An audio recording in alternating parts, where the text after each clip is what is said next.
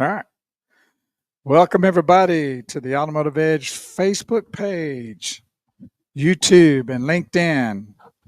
Getting off to a little late start. It's all Maddie's fault. Blame it on Maddie. We're not live.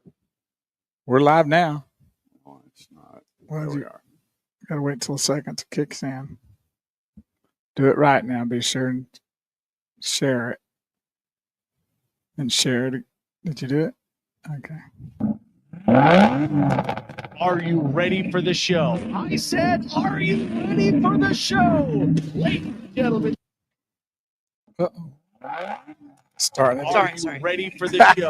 I said, are you ready for the show? Ladies and gentlemen, the show you've all been waiting for. Please make welcome Kurt Chase and the Automotive Edge.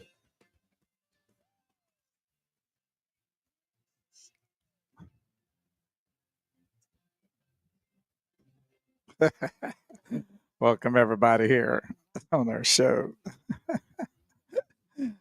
Oh, boy.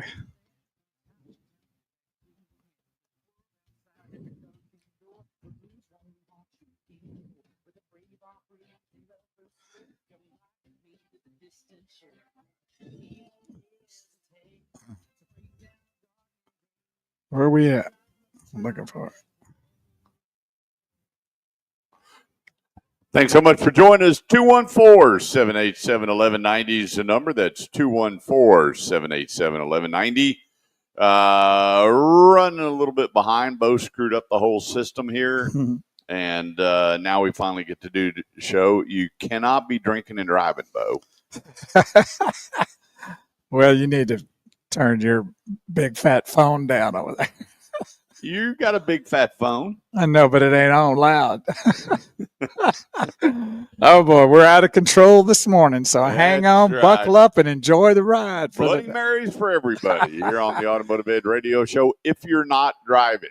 Let me clarify that so I don't get Mothers Against Drunk Driving, trying to shut my show down. Hey, come on out to Keller Town Center. It is Connor Carr's show going on. It kicks off here in about an hour. You want to get a parking place now, or you can park right across the street at the church, and they'll shuttle you over. I mean, what a great sub. 600-something cars going to be out there today. The live auction starts at 1 o'clock, and it is all about raising money for Down syndrome awareness. That's how it works, Down syndrome awareness. Okay? Connor's Car Show in Keller. Go to connorscarshow.com. There's the map to get you right there at Keller Parkway and Roof Snow in Keller. That's Keller Parkway and Roof Snow. You've got a bunch of businesses around here. We ask you not to block their businesses. Some of them will tow you. So you got the big live church across the street from Keller Town Center. And then, people are parking at the Keller Point, which is their workout facility. They will tow your car. Don't park there. You got parking in Kroger, Tom Thumb. They're allowing everybody to park. Some of the local businesses, a lot of them shut down for the day. And then you have a live church right across the street, and they will shuttle you over and get you across that street safe. Don't try to run across the street. Don't do that. Especially if you do, give us a call so we can bring our phone out and video it.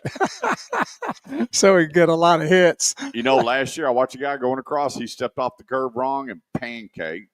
And, my wife knows all about how I pancake. So anyway, thanks everybody for joining us. We've got 3 hours coming to you here live. Connor's Car Show, Roof Snow, and Keller Parkway. Come on out. Everything gets kicked off here in about 1 hour. Still time to register your car, too. They've got room for a few more cars. I think another 20, 30 spots for cars. Get your automobiles out here, and we'll get you rocking. Phone lines are open, 214-787-1190. That's 214-787-1190.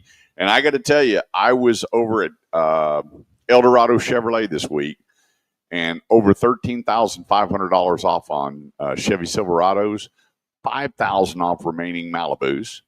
And it just goes on and on and on and on with all the huge discounts coming into the great month of April, because we know what April's all about. He has risen, and Easter coming up. And a lot of people are in panic about the tariffs again. And my phone and emails blew up all week long about tariffs. Well, if you're at Eldorado Chevrolet, they're not even thinking about tariffs because, you know, all their trucks are built in Arlington and the Yukon, the Tahoe and the Suburban.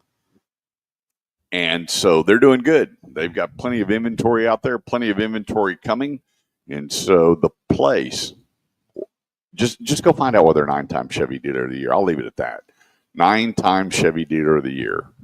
You'll find it at Eldorado Chevrolet in McKinney, 380 and 75. Rusty McDonald, new car director. Jason Loring, general sales manager. Jazz Guild, general manager. Mark Welch, vice president. I mean, they've got it cooking out there for shoppers because they know that some people are there just to shop. Some people wind up shopping and then buying. Then they have the repeat customers. Then they have some people that are just dead on. They went, whoa, over $13,500 off on a Silverado. I'm a buyer. Make your way to EldoradoChevy.com. That's EldoradoChevy.com, or head straight to 380 and 75. Meet Rusty McDonald. Let him know you're listening to the Automotive Edge radio show here on 1190 KFXR, part of the iHeartMedia network. And rock and roll. Enjoy your new Chevrolet. Together, let's drive in a new Chevrolet from Eldorado Chevrolet, 9-time Chevy Dealer of the Year in McKinney. So, now that we got through all that. Oh, boy. Beautiful day in the neighborhood, isn't it? Yeah, it is. 81 degrees. It's going to be gorgeous. It's gorgeous nice out there. Oh, it's a fantastic. In North Dallas, North Texas area for sure. Yep. If you're somewhere else, it might be something different. But we're experiencing some really good spring day today. And well, how nice is that going to be? Ronnie Swain said, hey, there you are. Good morning. Good morning, Ronnie Swain. Yeah, we had a little hiccup. Look at all the beautiful flowers. You see right over here, all these beautiful spring flowers coming out. Yeah, it's springtime. I mean, the green just. What do they say? April showers bring May flowers, but they're out way sooner. They're here in April. Yeah. Everything's green around here for sure. Then they're talking 90 degrees tomorrow, and then love it. Then going back down into the 80s and 70s towards the end of the week, kind of that fluctuation. Yeah, I'll take it. A little hot, a little cold. So I'm ready to get in the pool. Was your pool good enough to get in? No. Can tell you that right now. You have shade around your pool? We can with big umbrellas, but I mean, there's no reason. It's wide open. Yeah. Yeah. So it's fine. It's open. So yesterday I'm working in the yard, and my nephew's been helping me. We got 2 pallets of sod down, 3 yards of dirt. We're putting up all this stone, and I go in the backyard, and excuse me, the pool just got cleaned. I went, Kurt's going in. And it's 2 weeks in the hospital after all that. And then I stepped on that first step. I got right back out. Oh, yeah. That's like the polar plunge still, isn't it? Yeah. It's a little chilly. Well, you know, it's that time to where you want to get in, but you just can't. It'll take a little bit. It's going to take a few days to get that water temperature where it's going to be all right. It was not going to happen yesterday. So I figure about probably May, it'll be tolerable. Well, grandkids would jump in it now. Oh, yeah. You know, they don't care. They turn blue and still happy. You know, when we were living on the other side of town, I'll never forget on Christmas, I said, hey, first person in the pool gets $100. I was shocked. My nephew shucked, and he was in his underwear in that pool in December. I was going, you know what? I've never wanted $100. I guess when you're that age, I mean, it really don't matter. He came out with his hand out. He beat red. Just beat red. I bet. I slapped that $100 on the table, and it was worth just seeing him jump in. I know. Of course it is. It's why you did it. Yeah. I remember my brother, he took an egg and put a rock in it with a $100 bill and threw it in the pool. Man, I was shocked how many, with clothes on, in December, going after that egg. I'm going. But anyway, what a gorgeous day that the Lord has made. And for the Connors Car Show, especially because last year they had to cancel it because of the weather. But this year they're going to knock a home run out there. And if you're sitting around and going like, well, I'm not sure what I want to do today, and you're anywhere in North Texas, you need to just saddle up. get over here to the Keller Town Center, and you will have the most joyous day you'll ever experience. That's right. And all the money, 100% of that money goes to the hospitals that have been helping Connor. Not only Connor, but all these other kids. And they want to make sure that these moms and dads have all these different things available to them. You know, you got your therapy horses, so many great things. I just love Ty Gentman and what he does every year. I mean, this man has a heart to help. I'm telling you, not only does he do Connor's Car Show, anytime anybody calls, Ty is there. Yep, that's correct. Yep. He's and even though that he's the nicest guy on the planet, you wouldn't want to tangle with him. Well, he's got that Popeye arms Oh on him. man, yeah, I would. There's no way I look at him, I'd be running. Yeah, especially if I smarted yeah, off. He's my first round pick. I've got him and Barbara Ann. If I yelled at him some obscenity to him, I'd want to make sure I was about a block and a half away. I'd do it over the phone. I wouldn't even do it a block away. Alias he number. made catches. Anyway, Connor's Car Show right there at Roof Snow and Cutter Parkway. Come on out. If anything, just make a donation for these kiddos. You'll meet some of the kids out there with Down syndrome. Connor will be there. A lot of the kids that are on the calendar, and it's just a great day of fellowship. And then next door, they have the crawfish crawl and all the food trucks. And if you're a crawfish person, they're going to hook you up. And get out here before the line gets too long. But it wouldn't be a bad day to stand in line as nice as the weather is. Will Sakala's out there with his vehicles, and he's posted, "Good morning, great day for the car show." And I'm sure he's got a couple out there, right? Yep. Hey, we're going to take a quick break. We got a whole lot coming up for you here on the Automotive Edge radio show today. And then we'd love to meet you out there at Connor's Car Show. Bo and I'll be out there wandering around. Are you wearing your Speedos out there today? Yeah. Well, why wouldn't I? Okay, I got you. He's got his Connor's 30 Car Show seconds. Speedos ready to go. Quick break. 214-787-1190 is the number. That's 214-787-1190. I'm Kurt Chase with the great one, Big Wheels Bo Carver. Don't go away because we'll be right back. And thank y'all for being a part of our broadcast today. We had a little hiccup getting started, but we're rocking and rolling now. Live and in color here on the Automotive Edge Facebook page, Shifting Gears Facebook page, my personal page, Kurt's personal page, and on LinkedIn under Kurt Chase, and then, of course, YouTube under the Automotive Edge Radio Show channel. So we're rocking now. You know, I sure hate it when these bands break up. I mean, the guy that took Steve Perry's place with Journey, I mean, yeah, he sounds really good, but he's still not Steve Perry. And I wish these bands could put their egos and all that crap aside and just get back to. I mean, I love Journey's music. Journey and Boston just put out good music. Every song they wrote was understandable. You could hear all the words, understand they had meaning, something behind it, and then these egos get in the way. And what do? Good morning, Jackie Shapiro. Good morning. How's things rolling? She called you a gentleman. She doesn't know you. She knows me. I paid her to say it. Yeah. Well, some of those bands, the guys die. Well, everybody in Journey's still there. They just got a different lead singer. Well, they've been that way forever. You know, there was great. I watched this deal the other day, and they showed a clip where, you know, he's got on a ball cap. He's a big Boston Red Sox fan. He's got on a ball cap and some glasses, and they're doing karaoke. And he's got his hair cut short, you know, and so he gets up there and he still gets on. He starts singing, and people will go nuts. then he took off his sunglasses. Oh, next thing you know, everybody's on social media. Yeah. You can't get near the place. Everybody's like, Oh, hey, of course. Steve Perry's here. But some of the people that moved on, like Lionel Richie, I mean, some of these guys really need to. I mean, he was way above the Commodores, even though, you know, those kind of people like that. And Michael Jackson, you know, leaving the, you know, Jackson 5. I mean, there's certain times, but other times I think that they. Yeah, but what on a bad note? Because he would still get together with his brothers in Vegas, That's true. you know, and, you know, the Jackson family took care of the Jackson family. Yeah, exactly. But, you know, some of these people, you know, they just skedaddle, but there's very few bands. I mean, I thought it was great that, you know, I'm not a big Kiss music and lover, but, just see these bands stay together. And Steely Dan, Oh, Chicago. I mean, all the one, then there's some of them, that have passed on. But Toto, those kind of bands. It's, There's a couple of guys in that band's gone though. Yeah. I know the drummer is. ZZ Top. They lost the bass player, but I just like when they do their deal, because some of these guys have never lost their touch.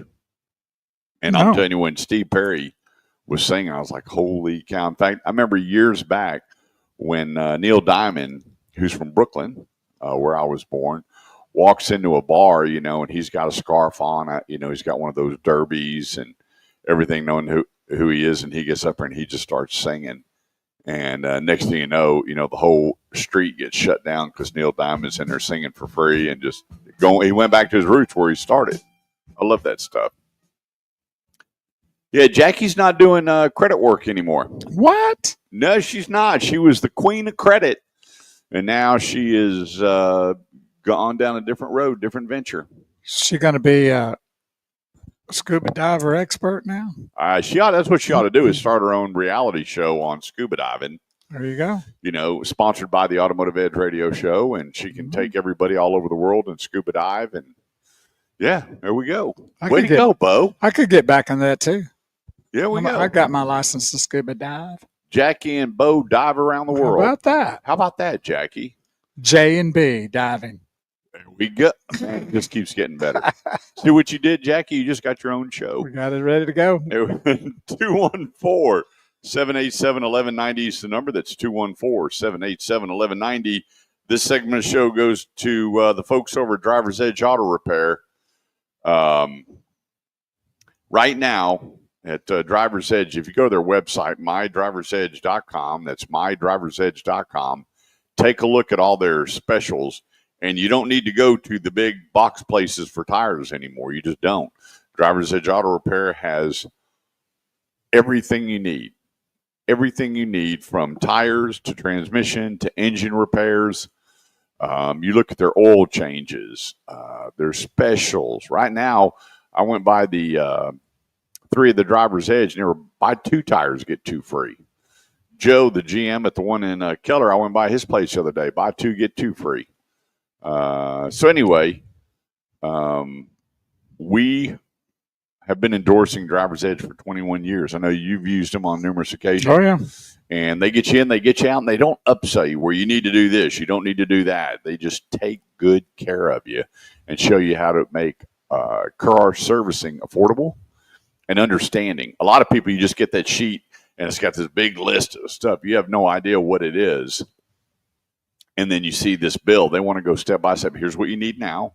Here's something you need to keep your eyes on. Here in about 5,000 miles. That's the way they operate.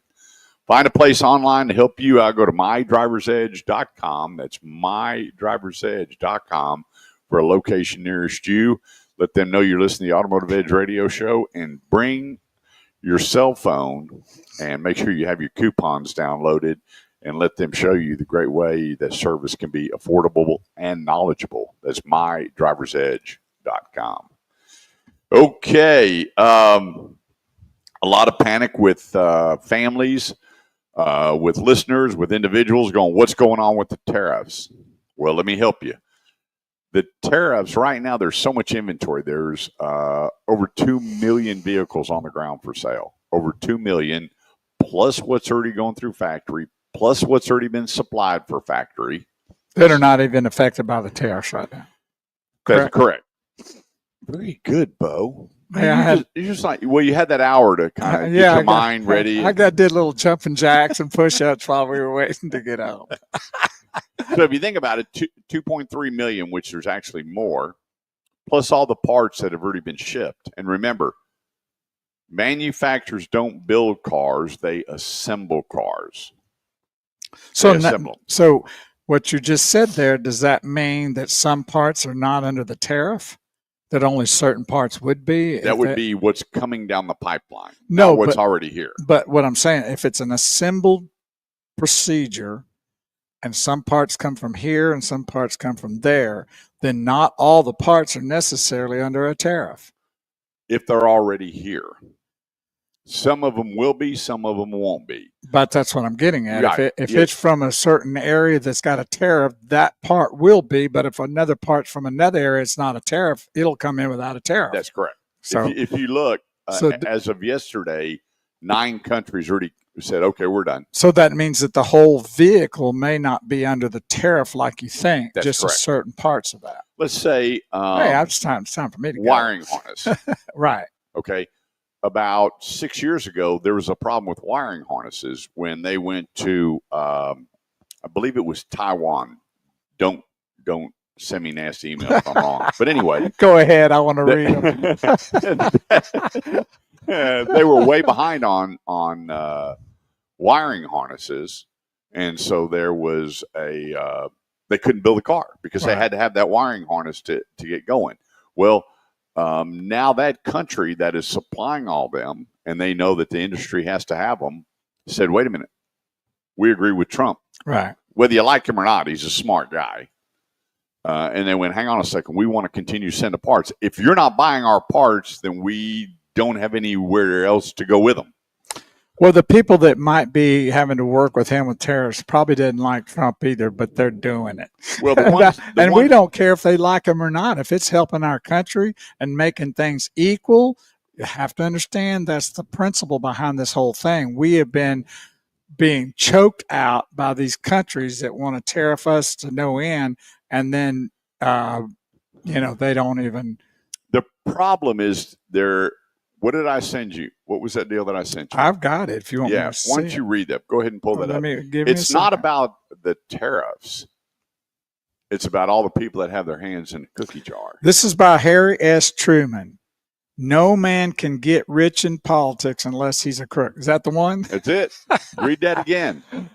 Harry S. Truman. No man can get rich in politics unless he's a crook. There you go, Miss Pelosi. Yeah. Well, you can look at their salaries. I wish I'd have put that. I had that, and then I meant to get it, and I didn't. And you can see their salaries when they started and what their worth is now. It doesn't add up. Nope. I mean, unless you hit the lottery. Yep. Or that you're robbing from us as taxpayers, which is really what's been happening. So there's your answer. Thank you, Mr. Truman, for being honest about that. That's right. No doubt about it. So here's the thing. All of the parts and everything that have been shipped, which, on the average car, get this, it takes between 20 to 30,000 parts to build a car. 20 to 30,000 parts to build a car. And then you want to lock the front door. I'm going to leave. All right. Wait a minute. I think he's coming up back. I guess you can check and see if the other door's open.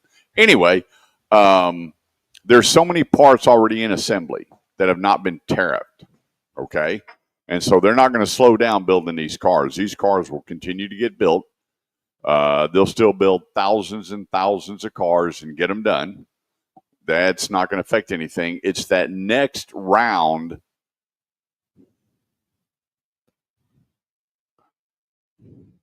What was that? Hello? Maddie? What was that? Oh, okay. Anyway, got it. The parts that are coming across the ocean, if you're not playing by the United States of America's rules, you will be tariffed. The ones that are playing by the rules will not be. So the thing is, how many adjustments are going to be made in Q2 and actually now Q3, because he put a pass on so many of the tariffs for everybody to go, hang on, no, let's not put the tariffs on here. We want to negotiate. And when you saw that he pushed them back again, it's not because Trump's backing down.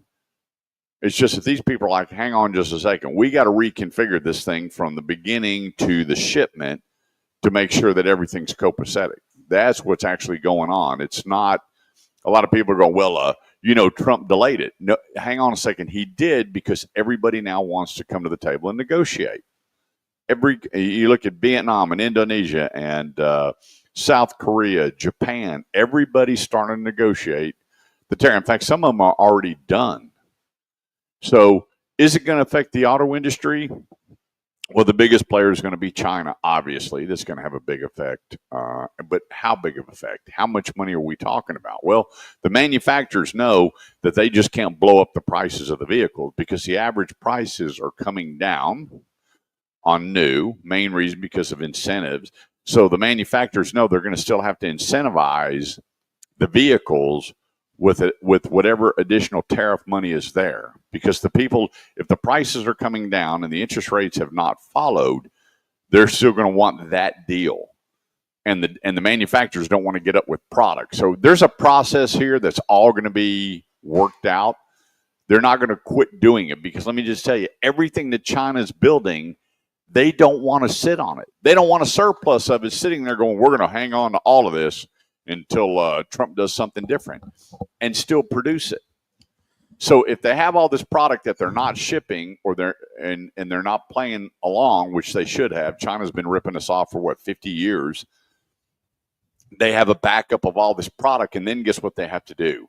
We can say, okay, we're not interested. Now what will you sell it for? Same thing that goes on in a grocery store.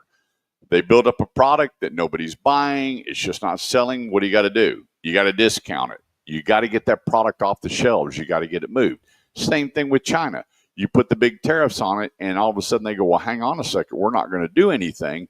What happens? They're eventually going to have to come down on everything to get rid of it, which they could have done in the first place if they had just played along and been fair. That's how this thing is going to play out, my opinion. But I think I've hit the nail on the head when you look at when you have a company that solely relies on the auto industry, you are going to have to learn how to play along to continue to rely on the auto industry to make a living. And that's where a lot of people are missing it. But once again, if you were listening to what Bo said, that Harry Truman said many years ago, if you're a politician, if you're getting rich off being a politician, you're probably a crook. Probably not probably. I think he was just being nice about saying that. Well, no, the reason he I might say have been that, politically correct, but come on. well, the reason I say that is there could be politicians that got into that situation that didn't know how to invest, didn't have an investor, didn't know how to make money, and saw things that maybe we didn't see because that's what they do. So I'm not going to say that everybody that went into Washington. I get it though. If they went in and they were, what's their salary, like $2.25? 185. Okay, 185 a year, 185,000 a year, which may be too much in my book in the get go, but that's another story. Yeah, you're getting 185,000 a year to fail, and stay for life, which is ridiculous too. But that's well, you another don't stay story. for life. Well, you can if you get voted in. I know if you're voted, but you get 2 terms and then you're on full compensation. How about that? That's even worse. Boy, just making it worse. That's why there should be term limits. I'm about to start crying. Most of the Democrats couldn't go out and get another job. Well, exactly. That's the point. But anyway, that's why they got to make all that keep their hand in the cookie jar real quick. 185, and then you see after like a few years they're worth quick break. $10 million. Hold that thought. Okay. We're running late. Don't go away. We'll be right back. We're running early. We've been really running late. All right.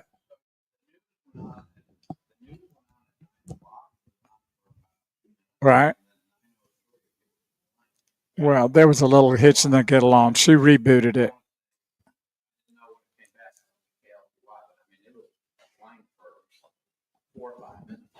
Bring a chair. Yeah, we didn't even get started till 9 o'clock.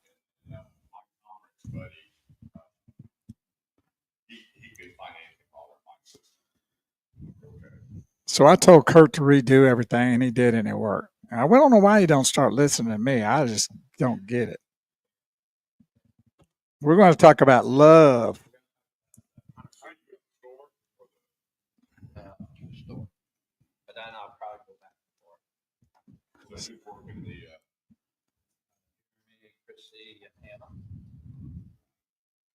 Scoot over just a second, a little more that way. So see some of the cars. Oh, you want me to move over? There's about. Well, it might take you about an hour.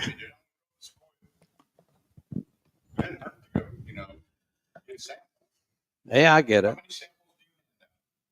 a lot. So he knows. Okay.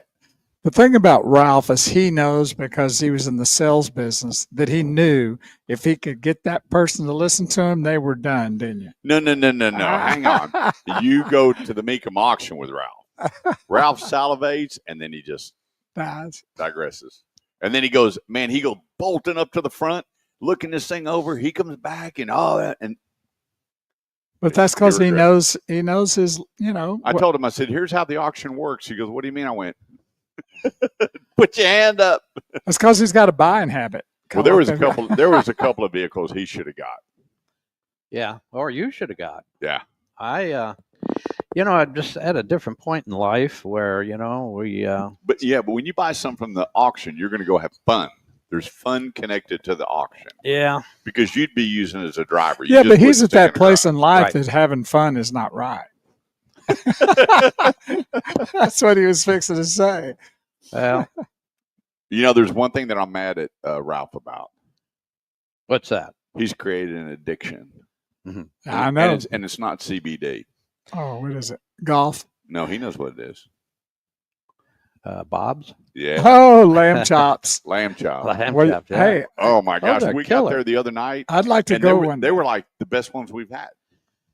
I don't know what to do. Every time I cut a piece and with that blue cheese on there, it's just like, wow, this is I guess I'm going to have to go by myself to experience it. Thank you. And neither one of us were hungry.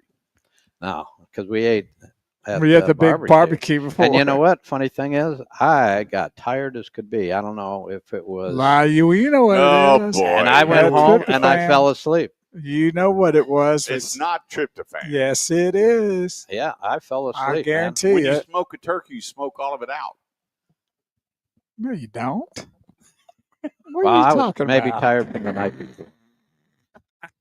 But I was like driving home, kind of my eyes were kind of heavy, and I went home, laid down for about half an hour. Thank you for that turkey. And I went out and did yard work. It didn't bother me a bit.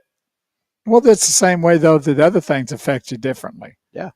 You're the only one I know that everything's cockeyed. Here we go. The opposite. Just the opposite of whatever affects everybody else.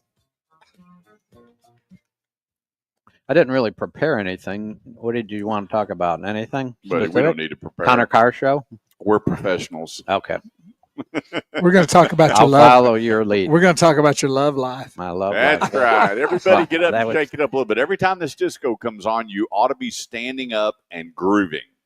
And I'm going to tell you what, all of a sudden that Richard Simmons takes over. And then you get going. And then your day just gets better. There is nothing better than disco. Nothing. Anyway, 214-787-1190. This segment of the show is brought to your CBD store, Keller.com. That's your CBD store, Keller.com. Joining us, the man, the myth, the legend, the guru, Maharishi Mifilibi Beliboni of CBD, Ralph Paul. Good morning. Good morning, gentlemen. Is everybody ready for the Connor Car Show? Yes, we are. And hey, starting Monday, you want to go to the new, totally redone Automotive Edge website and see some great interviews with myself, Ralph Paul, his daughter Chrissy, about CBD. We put it so basic that we went to the basic block and tackle, the basic salt and pepper of CBD to give you an understanding of all the great benefits. And I got to tell you, I've been praying that, the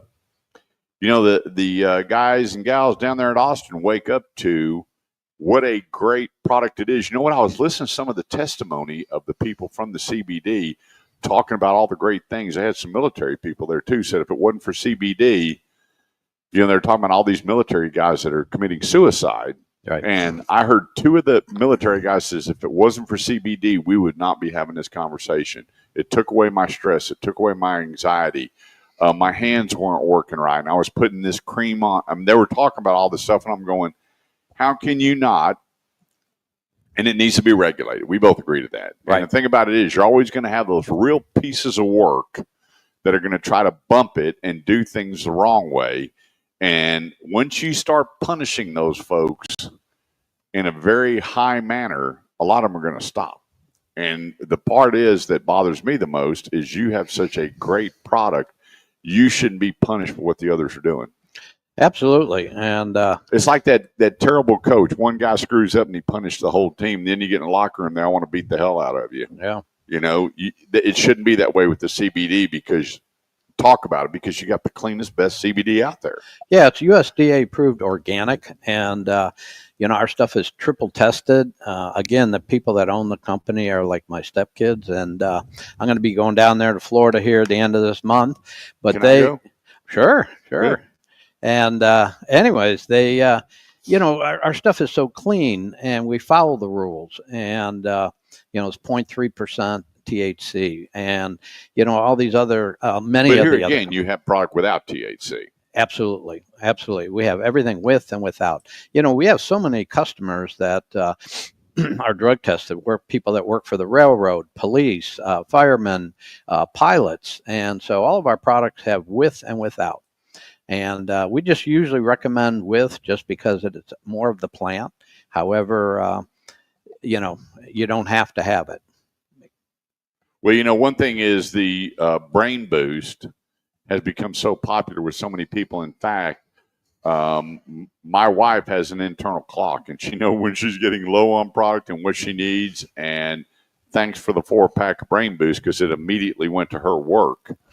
And she does a half a can of that, and just because she's numbers.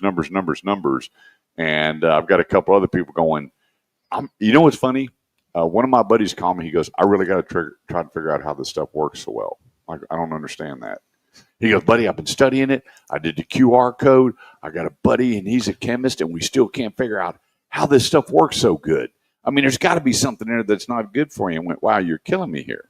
So you got everything in front of you because your QR code tells you everything to know what you're ingesting or putting on your body. Absolutely. There's lab reports on every product. And again, it's triple tested. So we do want to get it regulated, get the bad guys out of there. But, again, it's just helping so many people. My wife and I have been retired for 20 years. And, it's just we get ecstatic about helping and the stories that we get to listen to every day. And I know you guys have done your show out of our store. You have firsthand evidence of all the great testimonies that we've had. And so it's really a cool deal, cool industry. We do it again out of your show. I just don't know we're going to get anybody there at 7:15 in the morning. I'll be there. I'll be there. We were at the Connor Car Show. They had a set up this morning at 6:30. Yep. So we have a tent over there at the Crawfish Boil. And, you need to come out to the car show. There's a lot of fun. The weather is great. I just drove by there. There's a zillion cars there. Parking is a little tough, but they don't. It's best for them to go to the church. Is that where Live church right across the street, and they'll bring you over. Right. Yep. That's the easiest way to do it, and it's the best way to do it. And you can get in, and if you need to get out, and get out easier too. And man, what a gorgeous day it's going to be out there for them too. Absolutely. I mean, it's a home run right here. 80 degrees, nice breeze, plenty of shade out there, and it's a great time of fellowship. It's a great time to go out and help raise money for Down syndrome awareness. The big thing with Ty Gentman is, he tells me about all these parents. They don't even want to bring their kid out in public because they have Down syndrome. But he's like, hang on a second. They need to be in public. They need to be experiencing life. I have a friend of mine, Gene Tyler, I grew up with. His daughter has Down syndrome, and she just got her own first apartment. Wow. And she got acclimated and doing things. It's amazing. You and I've seen Connor grow up, Bo. Yes, we have. He got hair on his chin. I'm going, and it just depends on what went you from sitting in your lap to growing a mustache. Yeah, but the one thing you know how I got hooked on CBD is I was at an event and James gave me some samples. Absolutely. And I took it, and that night I went, gosh, I feel good. I really feel good. So that Monday, I came into your shop, and James was there, and I says, hey, buddy, what was that you gave me? He said, I gave you these rings. And anyway, the peach rings. Right. And we bought a thing of them, and I was like, okay, now what else is there? If I feel good, what else? And I'm not talking about getting high. I wasn't high. My stress came down. Well, I know when I had my cancer, I was taking the boatloads of it because it was building my immune system. How much in a boatload? Well, they brought the boat in when they were giving me. That's 3,000 milligrams. There it is. That's a boatload. Yeah, you were doing that. And what was happening is that when you get chemo, it really socks your immune system wacky. And if you don't build that up, and I actually was going through this during COVID. Remember that? Yeah. Yeah. And I was not even affected by it. My strength was there. My strength was good. And it helped me get through that. I'm clear, been clear now for 3 years, just got that done. And I really contribute all that to your CBD store in California. And you talked about that a lot, that said that CBD was really helping you no doubt get through it. Oh, it was absolute. No, I totally, but besides that and the Lord, God was with me too. But between the two, it was a home run for me. Amen. Amen. You know, one of my testimonies, I had prostate cancer, and you know, when I had it removed, and supposedly it could take 30 days to 6 months to gain control. And I was prepared for it and I've been taking CBD for 5 years, and I gained control after a week. How about that? And, you know, the surgeon, the doctor, he's like, you know, man, you're way ahead of the curve on this. You're way faster healing than everybody else. And, you know, so anyways, was it the CBD? These are our personal testimonies, and you should hear some of the testimonies that come through that store. It would blow you away, and you leave in tears of what effects that it's had on people that's had some severe issues in their family. Yep. We've seen it firsthand. Yeah, so we have a tent out there at the Crawfish at the Connor Car Show. You know, if you want to come out, we can sample products and so forth. Or if you're out of town, please give us a call. We ship for free, and we'd be happy to kind of consult you over the phone and make your a better life. You got time for one more? I got whatever. Yep. All right, let's take a quick break. 214-787-1190. You got a question for Ralph about his products. You got a question about cars. We're here to help. 214-787-1190. Quick break. We'll be right back. It was sad that you couldn't do the show out there, you know? Yeah. Yeah, they my buddy offered me his trailer, which is state-of-the-art. This thing's unbelievable, but it's 26 foot. And I drove out there last night. There's nowhere to park it. And I told Ty the trailer's just too big. We didn't have the small one that Jim Dutton has. We can put in one little parking place. Yeah. Which was a good spot for us last. And he goes, well, we can put you back in the conference room. I'm like, was that a year ago or 2 years ago? That was 2 years ago, because last year it was rained out. Yep. It rained out. Yeah, that's right. But yeah, that unit that he had, Jim had, was really sweet, because we were out among the people. And then, you know, it makes a big difference when you're doing a live broadcast and being out with the people. That's the whole point. Yeah, that was a cool deal. And but they are limited on space over there. Oh, and today with this weather, there's so many people that normally don't come, but they saw that weather, and there are people in here from Oklahoma, Arkansas. Yeah, it was funny. Last night I pull up there, and I couldn't get in. I couldn't pull my truck in, so I'm sitting there in front of the hotel. And these three guys come by, and they all lean up against my truck. And the guy's leaning up against the truck right there by my window. Your windows are tinted, aren't they? Yeah, I lowered it, and I went, hey. And this guy, if there'd have been a car coming by, it'd have killed him, because he jumped away from that truck and looked back and went, hey, y'all want to get off my truck? And the guy goes, what do you mean? I open up the door. Oh, man, I'm sorry. We didn't see anybody in there. I went like, you just go lean up against somebody's pickup truck?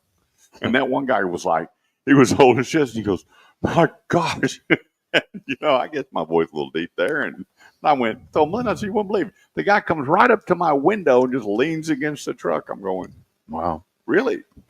I'm glad I could help you. But last night it was half full. Oh, really? At 7:30 it was. I was jumping this morning when I was coming here. I'm going like, what are they having over there?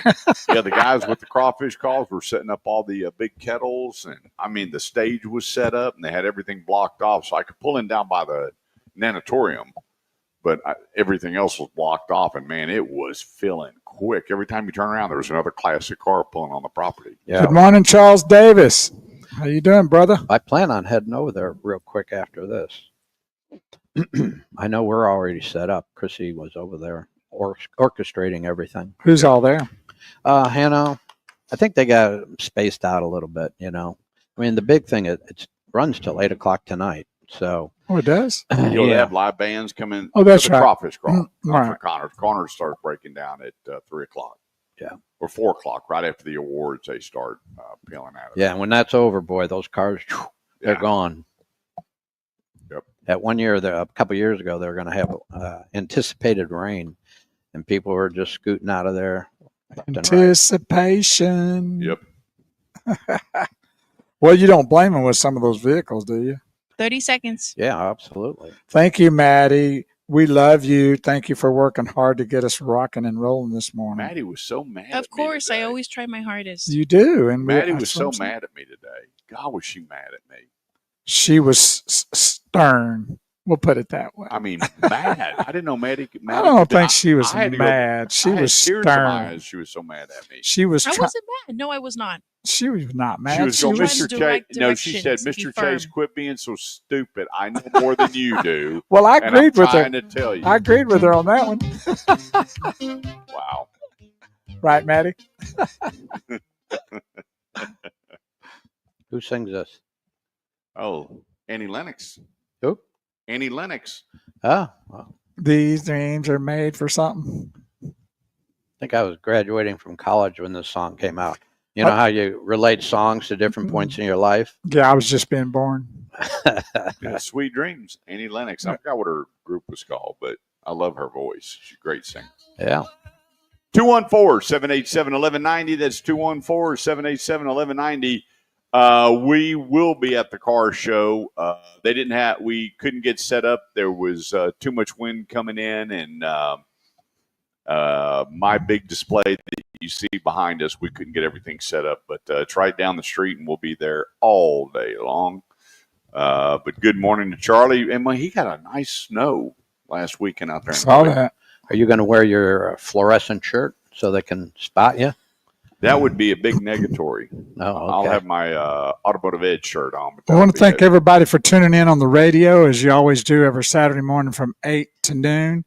But you can also join us on other avenues. You can go to Facebook, where we do a live feed, audio and video, on the Automotive Edge Facebook page. That's the Automotive Edge Facebook page. Also, Shifting Gears, which is our sister Facebook page. LinkedIn under Kurt Chase. That's KurtChase, the host of the show. And then on YouTube, we've recently added that not too long ago. And when you go to youtube.com/the Automotive Edge Radio Show, or you can go to youtube.com and then search the Automotive Edge Radio Show, and you'll find us there live, broadcasting live stream there. So all these locations, be sure to be a part of it, like and share, and we really appreciate it. All right, so I'm going to ask y'all something. Let's talk about one of our great sponsors first. Freeman Toyota, located on the affordable side of the Metroplex, 183 and 820, about a block south of Northeast Mall. Go to the website. Don't take it from me. Go to the website, freemantoyota.com, and look what he is. Get more, pay nothing. And he means that. When you look at the additional programs that you get when you buy your new car, or certain pre-owned, which would be certified from Freeman Toyota, there is no other reason to go anywhere else. In fact, one guy goes, I know there's a catch, there's a gotcha, and I'm going to figure it out. And he called me and he goes, I want to apologize. What? And he goes, there was neither one. I said, well, Dane Miner doesn't do gotcha or surprise or, hey, we got you in here, now you're going to pay more. He's never been that way. And I've known Dane Miner for 40 years. And I know how he operates with his sales staff, BJ Stankovic, general sales manager, Jerry Patterson, new car director, and the whole gang at Freeman Toyota. Log on right now to freemantoyota.com. That's freemantoyota.com, and go right to the top and look at where you get all the advantages of buying from Freeman Toyota. If it's a Toyota, it's Freeman Toyota. Go to freemantoyota.com. Joining us, Ralph Paul, the owner of your CBD store. Remember, they ship for free. So you say, well, I don't want to go to Keller to the store. That's okay. We tell them to go online. Yep. Well, the best thing to do, go online, your CBD store, Keller.com, and have a dialogue. If you've never purchased anything before, you need to get the number. The phone number's there. Call them up. Call Ralph. They're they are so knowledgeable and have that dialogue of what your issue may be and your concern, they will lock you in, dial you in, and then ship for free for you. Yeah, that's so important. Everybody's different. There's so many variables: weight, severity, metabolism, and that's why CBD doesn't really go over in a grocery store and things like that, because people just aren't aware of what to take, how much to take, and that's what we Well, really. the employees don't care. They're not getting paid on it. They got no interest in learning about it, and it's just a display. Is all it is. Yeah, I talk about the PGA golf place I used to go to, and over in South Lake, they had a big container of it. And I asked the young man there, I said, "What is this?" And he said, "I don't know. It just kind of makes you mellow." And they call me Mellow Yellow. Got nothing to do with golf, but it'll make you feel good. But I came back like 2 months later, and on the case it said 50% off. And then I came back a couple months later, and it was all gone. And again, you got to educate people. Well, how many products do you have? I think there's over 150 products. See, so right there shows you that it's just not getting a gummy, and that solves all your problems, which is what a lot of people think. Yeah. Hey, CBD gummy, that's the be all end all. Well, that's not it. You have to know what you're putting in your system, and you will know by helping them, and a QR code. Absolutely, absolutely. So again, to simplify everything, what CBD is doing is putting things in balance in your system. Certain things don't work because things are out of balance. I just use my own testimony. I was on blood pressure medicine for 40 years, and I'm taking half of what I used to. My blood pressure is below normal. In my 50s, they wanted to give me cholesterol medicine. Now my numbers are normal. And I've just been doing blood work every 6 months, and the numbers just get a little better.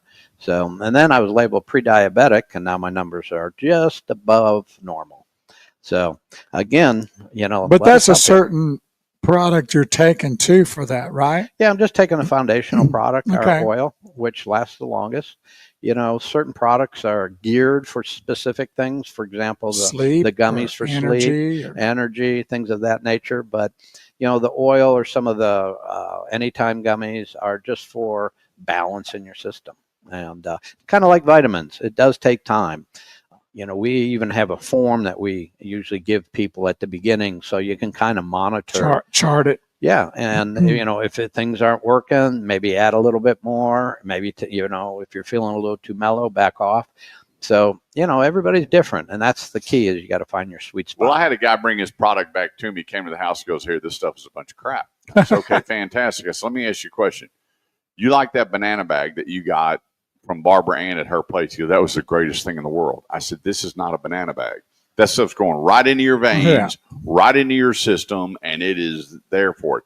The problem is when you're not taking care of yourself, don't use CBD for the magic bullet, the magic pill. You've got to start cleaning your system out and let this stuff actually go to work, and give it a good 3 to 5 days minimum to see what CBD will do for you. Absolutely, absolutely. And we have so many of our customers are really health conscious, so they really appreciate the ingredients in the product. And a lot of these people have changed their eating habits.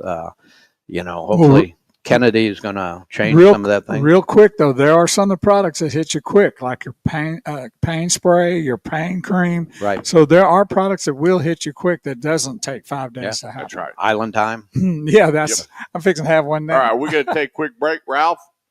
We'll be seeing you out there at the Crawfish Crawl, Connor's Car Show. We got to take a quick break. Top of the hour. Don't go away. We'll be right back. All right. Do I? How long are the segments? Well, this one's a short one because we go to the top of the hour. Well, thank you, Ralph. Thank you, brother. You're the man.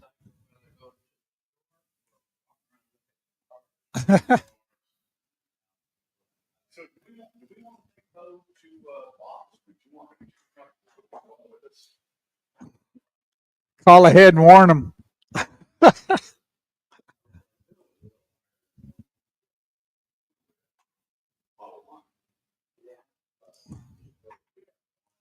And thanks for y'all tuning in, each and every one of you.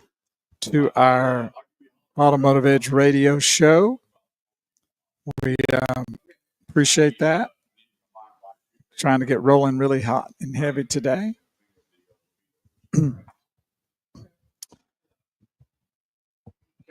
Man, we're having a discussion with Ralph as he's about ready to head to the Connors Car Show.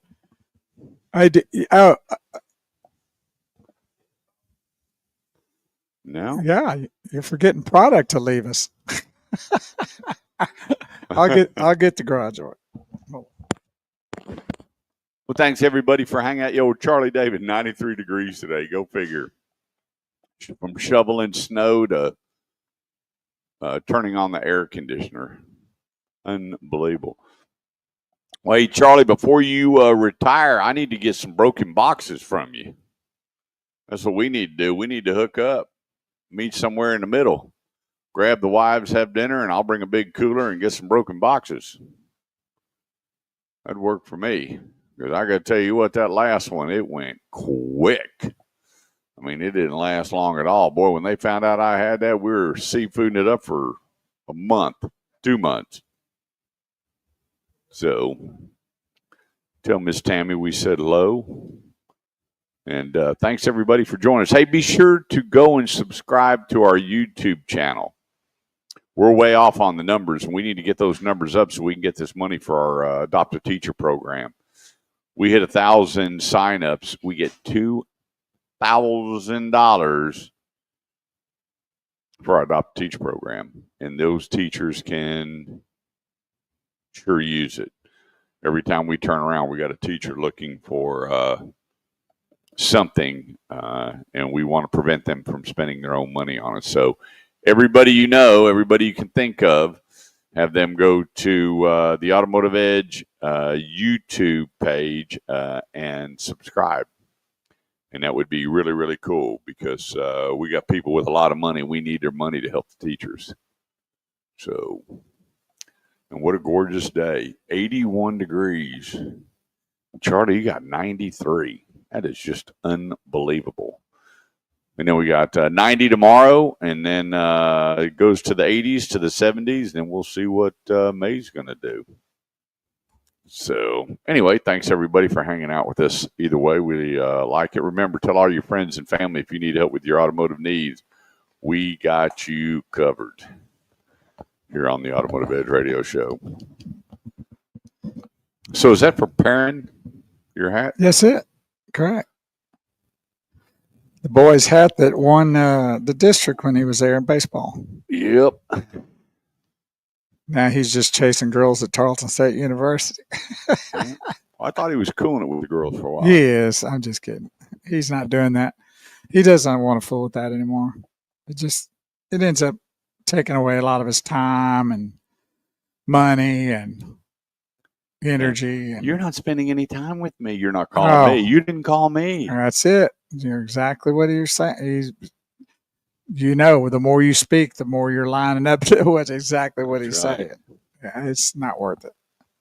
And a lot of those, now I'm going to get in trouble for this, but some of those are out there kind of gold diggers anyway. They're looking for that. They're gold diggers in college? Yes, sir. That might be the best place for them to be. Now, you might think, well, they're just kids going to school. How they got money? Well, their parents do. And they find out, and they'll attach to you like a... Buddy, I know that's true because I got a friend years ago. He called me over to the house, and they were having a little gathering. And this girl, he meet her, and just a stunning young lady. And I said, what's going on? She goes, she's trying every way in the world not to go back to Nebraska. Yeah, exactly. Well, there you go, right there. It answers. And now they're married. Well, I mean, good for them. But it's a reality. Now, it's not all everybody. Don't get me wrong. If you send emails, be sure. We're just joking along. Send it to Kurt because I love to read those ones y'all send to him. That's right. But it does. If you do get involved, it does bog you down, period. Whether it's even an honest situation. And he experienced that, and he's just, I can't do it. It's got to get through school and move on. And Let the things fall where they fall down the road. Yeah, my old girlfriend, she was far, far, far away. That here was about an 8-hour difference, wasn't it? I said, there's 1 no minute. way the dog gonna hunt. And then she married my old coach. Oh, that's crazy. I remember Morris calling. He goes, "Hey, I need to talk to you." Morris, why are you calling me? But I ain't even dating her no more. I don't care. Was that a high school coach? Yeah. Oh, Well, she was in college. Oh, I got you. And he was only like Well, 4 years older. He was a young coach, right? That's funny. Well, there you go. The coach was a player. Yeah. And they have been married for, 30, 40 years. I don't know. Well, that's good, though. Well, it Yeah. worked out. Great guy. Morris Sloan. Boy, he came to coach. He was a big old thick dude. I mean, big. And his younger brother, I grew up with, Wayne. Oh, cool. And we played football together. So, yeah. Great guy. I used to see him all the time. Well, you came out a winner anyway. Oh, the bigger winner. Way. And for everybody that's met her, we're going, I said, are you ready for the show? She is incredible. I'm like, yes, she is. Case and the Automotive.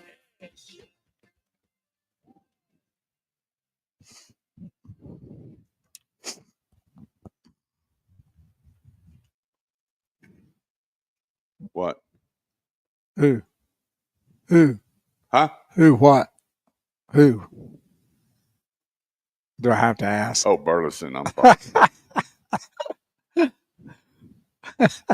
214-787-1190 is the number. That's 214-787-1190. If you want to know where to go, who to see, what to do when buying your next new or pre-owned automobile, let me know, and we'll get you hooked up. 2 ways to do it. You can call in the show now, 214-787-1190, or go to theautomotiveedge.com. That's theautomotiveedge.com. Click on Ask Kurt. Leave me your name and number. That's all you got to do. And I got a lot of calls this week, a lot of calls. One thing I need to clarify, well, before that, let's talk about one of the great sponsors that's going to lead right into this segment. That's Burleson Nissan, 35 in Renfro Road. And see our buddy Justin Crane, 6 cars under 30,000, 3 cars under 25,000. We're talking about brand new. Yep. That you don't have to worry about pre-owned. You get your brand new car with a brand new warranty at a great price from great people. That's how it works at Burleson Nissan. And now the new Nissan Armada is out. And he's selling a bunch of them. And people are going, wow, Nissan, we thought they were going out of business. They're not going out of business. They're just restructuring like everybody else and coming out with new products and making better products. And then it comes down to the people. And the place is Burleson Nissan. Go to burlesonnissan.com. That's burlesonnissan.com. And they have leases under $250 a month. So if you're not sure about where you're going to move to or what your job's going to look like, or you just want to make sure that you have a low payment and car payments are not a stress, he's got the programs for you at burlesonnissan.com. So, moms and dads, let me help you with a couple of things. Used car prices will not be going down anytime soon.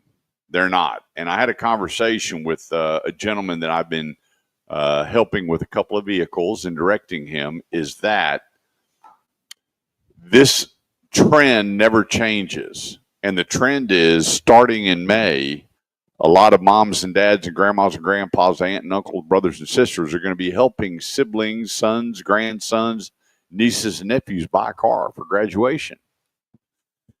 And I've got a buddy, different family members are giving him different amounts of money, and things are looking good. And he called me up and he goes, hey, we got $14,000. Where are we at? And I said, you're getting close. He said, close to what? And I said, there's 2 things you can do. Used car prices are staying steady. On some, they're going up. Reason being is that during the Fauci virus,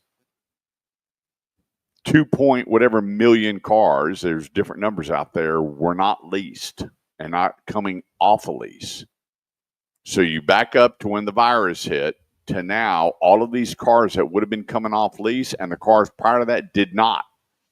People were refinancing their residuals because they had equity in their leases because of the shortage of cars. Okay? So when you have several million pre-owned automobiles not available, what does that do when one of the hottest buying season for used cars comes to fruition? It raises them or keeps them high or keeps them steady. You know, a guy goes, well, you know, used cars are down 11% from last year. Well, hang on, they were up 21%. They're still doing good. We're not doing the right math. You know, it's like people with the stock market.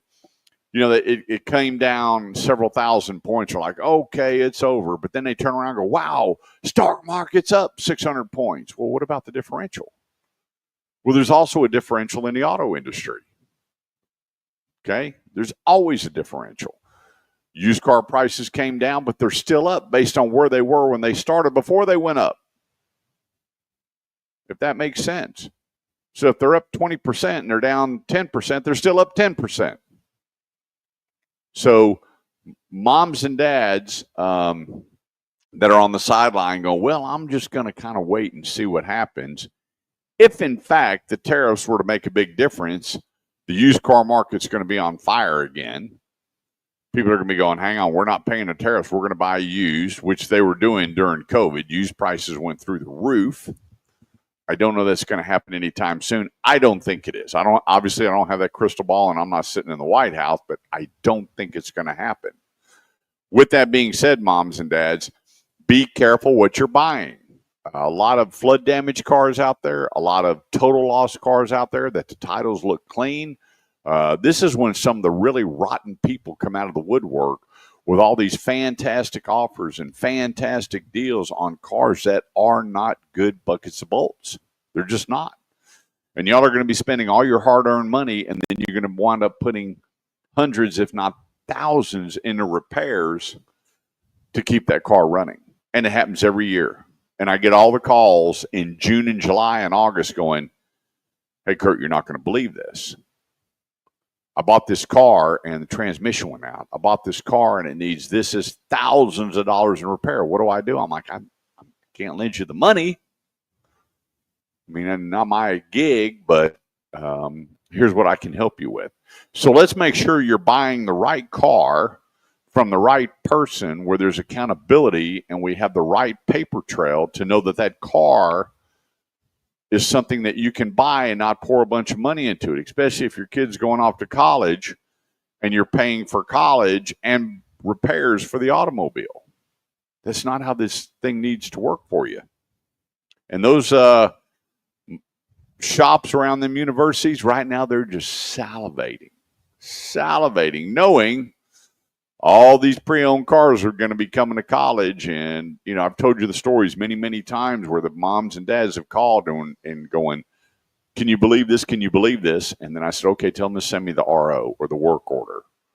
Tell me what they're saying is wrong with the car. And we get that out to a few people and are going, hey, we're calling BS on this. That can't be all of that.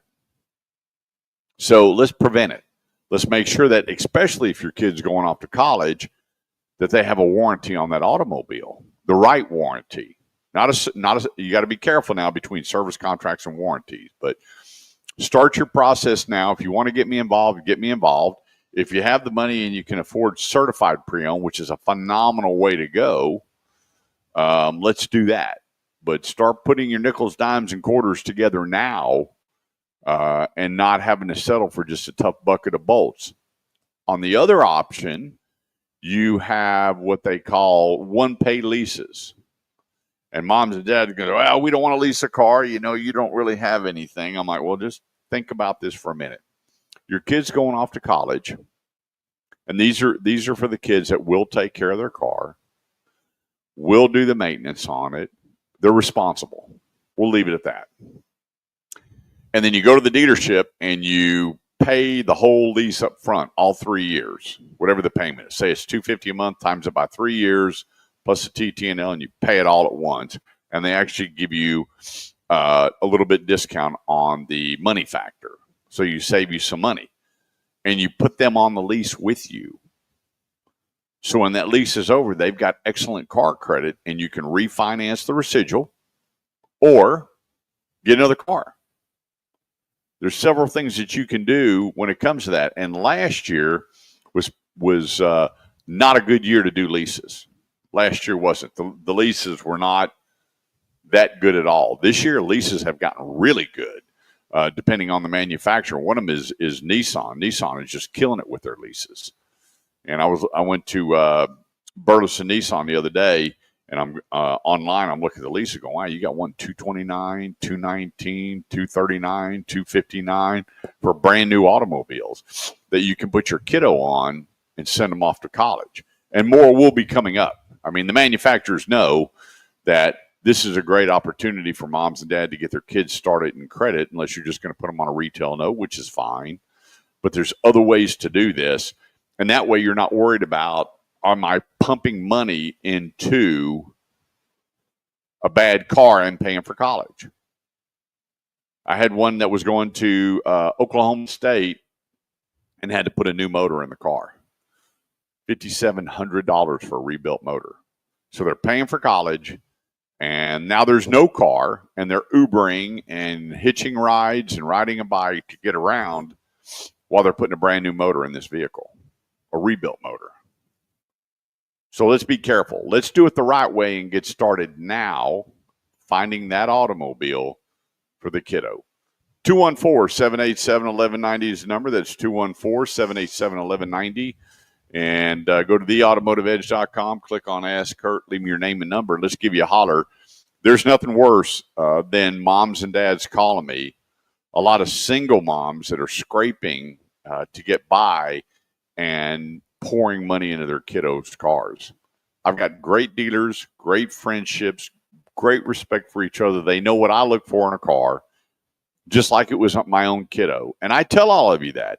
If I wouldn't put my kid in that car, I won't endorse it. Now, I know everybody's got a budget, and that may say, well, we don't really care. This is all we have. I get it. But let's get the car checked out. Remember, you have the $35 check it before you buy it at Driver's Edge Auto Repair.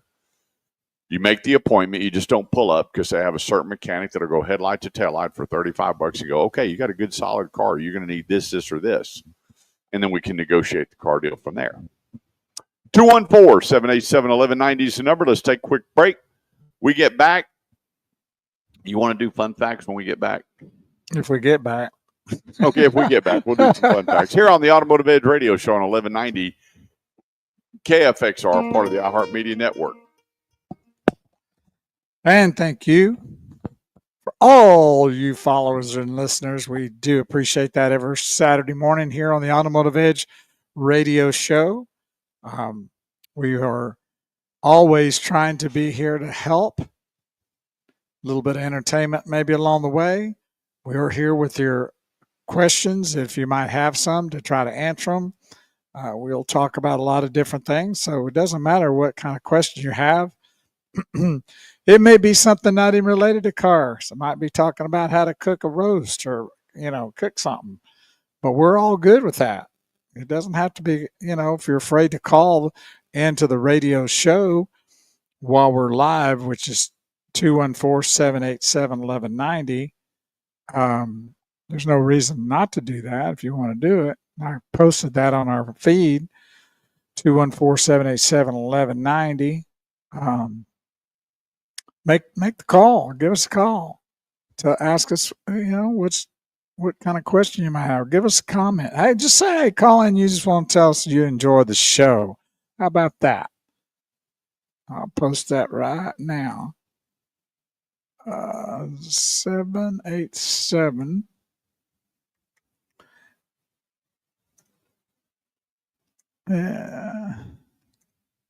Number 798 AM. There we go. So there's no reason why that can't happen. It's posted out there now. The number is there. 214-787-1190. So excuse me, Connor's Car Show. Don't forget to get out there and check it out.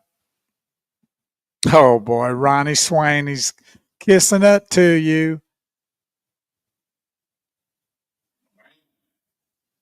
We like Kurt, my best friend. Boy, I'm excuse me, I gotta. Hey, guess what I guess what I did? What's that? Check this out.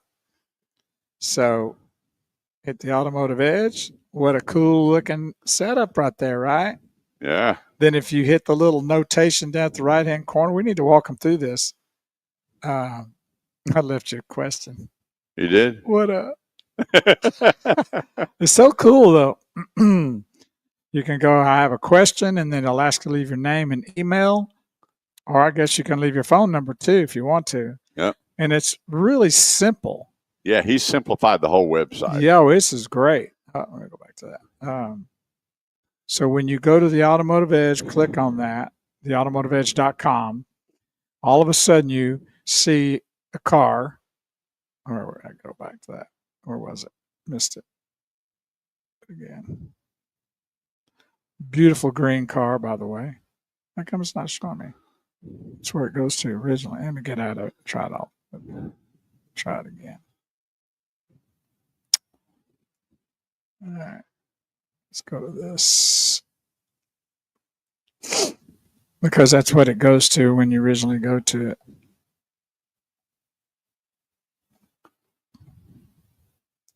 So let's see. We go on those.com. Beautiful. Look at that. Yeah.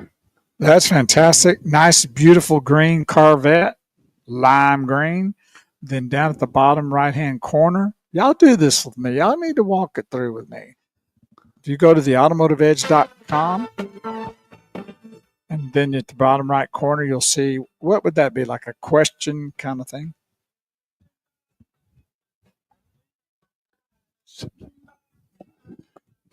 Do what? It's a message icon. Okay. Need to have people walk through it with us because it's 214-787-1190 is the number. That's 214-787-1190. If you want to know where to go, who to see, what to do, we're going to hook you up. When it comes to your automotive need, whether you're buying, selling, trading, leasing, parts, service, or body shop, we got you covered.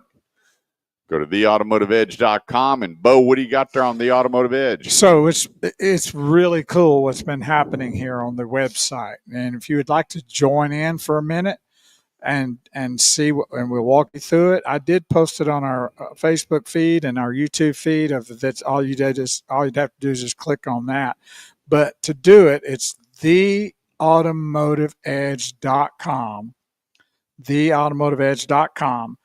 Click on there, go there, and then what you'll see is a beautiful lime green Corvette with above it says the Automotive Edge Radio Show, and then below that it says your guide to all automotive needs. And then there in the lime green bottom right hand corner is a comment icon. You click on that, hit that button, and it says if you have a question, just click that. I have a question.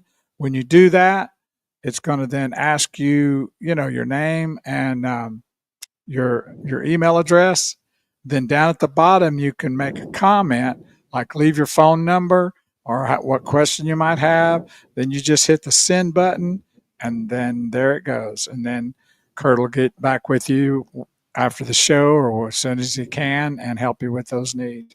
What a great website. It's simple, easy, and no hassle. And all you got to do is just leave the comment, your phone number. He'll get back with you and be ready to go. And if you look at it, Live Productions LLC did the website. And my son owns that company. And what he did to that website in days, all the agreements I had were 40 to 50 times more for a 3 to 4 week process. So what is the listen now? That's where they can listen to the show. Live? Yep. Are you serious? Yep. I don't see us going there. Huh? Let me turn it up and see. Hold on. We're finding this thing out here. This is interesting. Yep.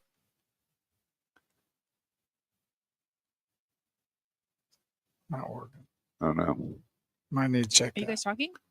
Do what? What'd she I say? just want to make sure I didn't lose signal. No, you didn't. We're still here. All right. Hey, this segment of the show is brought to you by the great folks over at Highly Acura, where David Gomez, they now have the ADX, Alan David X-Ray, in stock and ready for delivery. I spent a good long time driving that vehicle. I've got several people going out to test drive it today. For that price point, based on what you get, boy, it just fits right into that Acura family. So you got now the ADX, the RDX, the TLX, the MDX, and the Integra, all ready for delivery at Highly Acura. You are highly respected and highly appreciated each and every time you show up on the showroom floor. And they are highly competitive. That's right. So if you just want to test drive and see why I say it's one of the best sport luxury products out there, stop by there and see highlyacura.com. You can make an appointment. You want to get your car appraised. You want to start the whole process. You log on and go, wow, that MDX is pretty cool. I wonder what I could do. Well, you can do most of it online, but here's the kicker. You still need to drive the vehicle and get the experience. The place, Highly Acura Fort Worth, right there at 820 and Riverside Drive. Let them know you're listening to the Automotive Edge radio show and enjoy the Highly experience. It's highlyacura.com. All right, let's talk about some fun facts here. Did you know, well, let me ask you this. If you're going 60 miles an hour, how long would it take to get to the moon? If you pointed your car at the moon and there was a highway and you were going 60 miles an hour, how long would it take you to get there? Well, since nobody's really ever been to the moon, it's really hard to say, but you really believe that? I'm starting to. I don't. Well, okay, back to the question. Yeah. I don't know. A year and a half? 6 months. Oh, yeah. That was off a year. Could we do a 6-month road trip to the moon? Well, you know what happened to us. We'd get lost, and we'd have to have Elon to come rescue us. No doubt. Wow, right. That's not that long. 60 miles an hour, 6 months to get to the moon. They're going to have flying cars sooner or later. Wow. How come we hadn't been to the moon so far since then? They're going to the moon here in a few months. We'll see. It might be the first time we get to go. Elon might get us there. So I got a question for you. Do you know how many parts, on average, I said this earlier, it takes to build a car? 30,000 parts. 30,000 parts. Think about that. You look out there and you go, 30,000 parts put that vehicle together, on average. Let me ask you a question. How many hours a year do you think you spend in traffic? How many hours a year do you think you spend just sitting in traffic? Now, is this on average? Because some people don't. I just said on average. Okay. Well, for me, I'm not in traffic very much, but I'd say. Let me ask you: is between a year? Is it more than 50 or less than 50? Oh, more. I'd say more. 42. I say less. Yeah, less. 42 hours. 42 hours. People are sitting in traffic. Average. Yeah, but if you're like in Dallas or Los Angeles, it's about 150. Ooh. Well, that's average across the United. Yeah, that's what I'm saying. How fast do you think the fastest production car goes, miles per hour? I'm going to say. And a production car, meaning that they're being continually built. Right. It's not a race, not designed to be a race car per se. It's not a one-off. I'd say probably 210. You're a little light. Now, the new Corvette does 232. Okay. 277 miles. Whoa, what is that? It's a Quinsiga. Can't even say it. Cost you about $4.3 million. Yeah. To go 273? Yeah, they build, I don't know how many of them, 40 a year, all pre-sold. Wow. 277 miles an hour. Incredible. So let me ask you this. Well, Ronnie Swain says it's 166 days of nonstop driving to reach the moon. So there you go. Okay. Well, what depends on what you're going in. If you're going at 273 miles an hour, it might So be. it's 5.5 months. There you go. Huh. We want to take that instead of the other one. So I found an interesting fact. How many people out of 100% do you think never wash their car ever? I don't even know where they got this number. A percentage based from 0 to 100. How many do not ever wash their car? I'm going to say probably 40%. Wow, that's a high number. I wouldn't have said that high. They sent out a survey. I had to start doing the research, going, where do you guys come up with these numbers? And this is in, Well, they don't live in Ponder. 16% of all Americans that own a car never wash it. Never. How do you not ever wash your car? Well, how do you not ever wash your car? Some people say when they live on dirty roads, it's just no reason to, because as soon as they wash it, they're right back down the dirty road again. All right, we're going to jump into one more, and then we're going to flip on to something else. Get this, 35% of the world drives on the left side of the road. Oh, really? I didn't know it was that many. I didn't think it was either. So Australia does, and Europe, England does. Well, there's other countries too, because I sat there I do all these quizzes, these automotive quizzes, right? And I put 10%. That's what I would have guessed. And then it came up 35%, and then listed all these countries where they drive on the left side of the road. 35% of the world. Well, I have a question about that since you brought it up, because I saw a movie that it was in England. It was about that. Probably didn't see it, and I can't think of it, but it's about the kid that committed a murder to a girl in school, and it's a whole kind of thing. It's on Netflix. But when they're on the right side instead of the left side, if you're in the vehicle, is the accelerator still on the right side? Do you follow what I'm saying? No. Do they still use their right foot as the accelerator being on the right? It's not on the left. The accelerator's on the left. So they use their left foot to accelerate, right foot to brake. Well, that's weird. I use my right foot. Well, they think it's weird when they come here and our accelerator's on the left, brake on the right. Well, I know the starter was on the left, like it's on the right for us, because I saw the guy start it and he pushed the button on the left side. Mm-hmm. And so the accelerator is on the left side. Yep. Here's something funny. We did a golf tournament for a hole-in-one, and it was a right-hand drive vehicle that we put on it. And the guy hit a hole-in-one. He was mad. He was so mad. He goes up to the Jeep and he goes, "What? It's a right-hand drive vehicle." He was livid.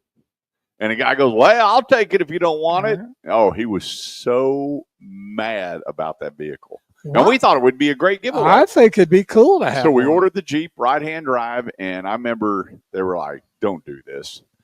And we did, and everybody was going nuts off of it, except for the guy that hit the hole-in-one. Art said, "I've seen some of those 35% driving on the wrong side here in the U.S. Alcohol probably involved." Yeah, well, there's been some of that too. Probably a lot. Right. That's funny. 1 minute. All right. Well, it's the bottom of the hour. When we get back, we got a whole bunch of questions that you sent in. There's a lot of things that we want to cover. And then the best buys in the market right now. The best buys in the market right now. Coming up here on the Automotive Edge Radio Show on 1190 KFXR, part of the iHeartMedia Network. Don't go away, because we'll be right back. I think Maddie's still mad at me. Why? She's mad at me. I can tell. I could tell how frustrated she got. I could tell by the tone of her voice. I could feel she was rolling her eyes back in studio. That might be the case. I can tell she just grabbed her hair. She was ready to pull it out, talking to me about technology. She was nice to you on the phone, but behind the scenes, going, she stepped out in the hallway. Screaming. They have those big, heavy, soundproof rooms. Right. She stepped into one and just screamed. She got in that big red room, that big red floor, and just started spitting on it. Hey, Maddie, did you go to the open house Thursday night? No, I was in Tyler for a conference. Oh, okay. Yeah, we didn't go. We had our, it was Wednesday night. And then we had our Bible study on Wednesday night. I couldn't make it, but I guess it was 3 to 6, a bunch of giveaways, live band. I wasn't invited. So, Yeah, I couldn't make it. I did appreciate the invite, but I did have lunch with Amy, the president of iHeartRadio, on Tuesday. And anyway, nice lady. She wanted to know all about the show. And you know what? I couldn't praise Maddie enough to Amy. How about that? I couldn't. I told her you needed to. Her and Matt Cather are the two best producers I have ever had. Yeah, I agree with that. And she was like, so what's the deal? I said, well, full-time benefits, good pay. I mean, I really meted it up for Maddie. And now she's mad at me. Maybe you meted it up too much. That's my cousin. Wait, Amy's mad at you? No, you are. No, you are. Oh, I'm not mad at you. Why would I be mad at you? I don't know. I can tell in your voice. When we were trying to get on air. There's a difference between being upset and stern. And I think I was just being stern. I told him that. He won't listen to nobody, though. Heath McClendon, my cousin. Good morning. Headed to Kennedale for a fun night of racing. Gosh, well, I remember younger. We were out at. Thanks for letting me know ahead of time. I wonder if he remembers Yellow Belly Drag Strip. You remember Yellow Belly? Down southern Grand Prairie. Well, he's in Beaumont. I know, but it's been around forever. Never heard of it. And I've lived in this area. Well, if he's raced car before, I guarantee he's heard of Yellow Belly Drag Strip. Yeah, but he does the dirt tracks. Okay, so the dirt tracks were the one in Grand Prairie, the big one. Yeah, the big one in Grand Prairie. Not Grand Prairie anymore. Yeah, what was it called? I can't remember now. It was something Motor Speedway. I bet you would know. I bet he. My dad, J.C. Penney's, used to sponsor a guy. Fun place to go. Yep. There you go. Did you know out at Texas Motor Speedway on Friday nights they let people bring their cars out and drag race them? You're going to take your truck? They've been doing that for a long time. It'll probably be gone Monday. Yeah, the 8th month over and under is long going to be hit. I'll tell you that. Man, I'm going to have to. My buddy goes, look, forget all the money. I want you to cook for me. Yeah, might as well do that and call it a day. He goes, I want some big old steaks and baked taters and all the trimmings after you trade that truck in. Well, I want to say one thing about the barbecue the other day. It was very good. Oh, yeah. It was very Outpost good. 36. Yeah, very good. Now, it's wet. It was wet. I know you don't like that, but that's what I like about it. You said it was really tender.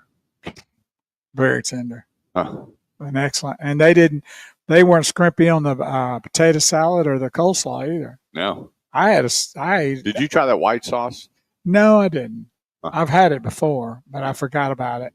Yeah, we had Matt's going away party there. Mm-hmm.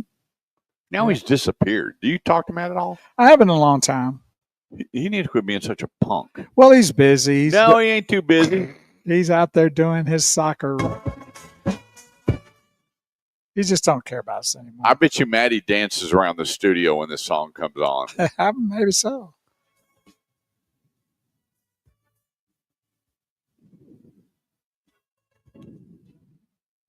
Yep.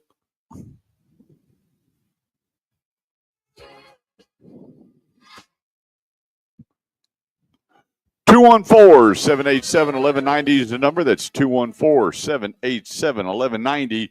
This segment show is brought to you by the all-new, totally redesigned, totally rebuilt Grapevine Dodge 121 and William D. Tate. Picked up my new pickup truck up there a few weeks ago, and I got to tell you what, right when you pull up, now the service department's not done. You'll see a big tent out front where you bring your car in for service, and they take it back and get it worked on. But that'll be opened up soon to get things rocking and rolling. But I got to tell you what, it is something else. And a new showroom doesn't mean higher prices. He's got incredibly low prices, 90 days, no payments, and it goes on and on and on, and employee pricing. The place, Grapevine Dodge for your Chrysler, Jeep, Dodge, or Ram. And on the Ram, they got 72 months, 0% APR, excuse me. It's not free. 2025 Ram 1500, 0% APR for 72 months. And if you qualify, no payments for 90 days. I mean, how much nicer does that get? So head over there now. Let me tell you, go trade in while used car values are high, and you're getting 0 APR for 72 months, huge discounts, employee pricing at Grapevine Dodge. Online all the time at grapevinedodge.com. That's grapevinedodge.com. Okay, I'm going to do this real quick. What are the tariffs going to do to the auto industry? Nobody knows. A bunch of stuff has been pushed back. Other countries have already said, President Trump, we're in. We'll see how this plays out over the next quarter, Q2, actually Q3, before I think we're going to see anything, if it happens. I think some of these people are just, it's just chest out egos right now. It doesn't make any sense. It does for us. It doesn't for them because they've been ripping us off so long. All right. I'm going to pass on a second quick because what are short and long-term effects? We don't know, so I'm not going to massage the crystal ball and put panic or doubt or anything into your mind. How often, Kurt, do you service your car, truck, or SUV? Well, here's the thing. On these new vehicles, you'll hear some people term it the break-in oil. They put in a special oil for break-in. Some manufacturers do. Some manufacturers don't. My first oil change, which kind of regularly I buy a new vehicle, trade out. What are you laughing about over there? Just once in a while. But my last vehicle, I let go to 10,000 miles where it said service due. After that, I go every 5,000 miles in the summertime. Regardless, I don't go by days, I go by miles. And then I rotate my tires every time I change the oil. Every time. I do an oil change and tire rotation. My last vehicle I traded with 27,000 and change, and my tires were still in fantastic shape. Original factory tires. So I keep them aired up. I actually do nitrogen in my tires. Rotate my tires every 5,000 when I change the oil, and I'm good to go. As far as anything else, the next thing that you would have to change regularly here in the great state of Texas is your windshield wiper blades, because they work quick. With this heat and that rubber sitting against a windshield that's getting really hot, your windshield wiper blades will be affected faster than pretty much anything else on the car. Depending on how well you take and maintenance it. But I think the last time I changed my windshield wiper blades was around 10,000 miles. And now they have these new industrial super duper. I just put regular windshield wiper blades on there because, with the heat in Texas, it's going to get them.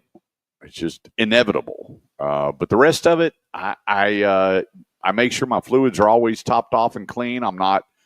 With these new vehicles, when you open the hood of your car, if you look at it, most of it's covered by a plenum anyway.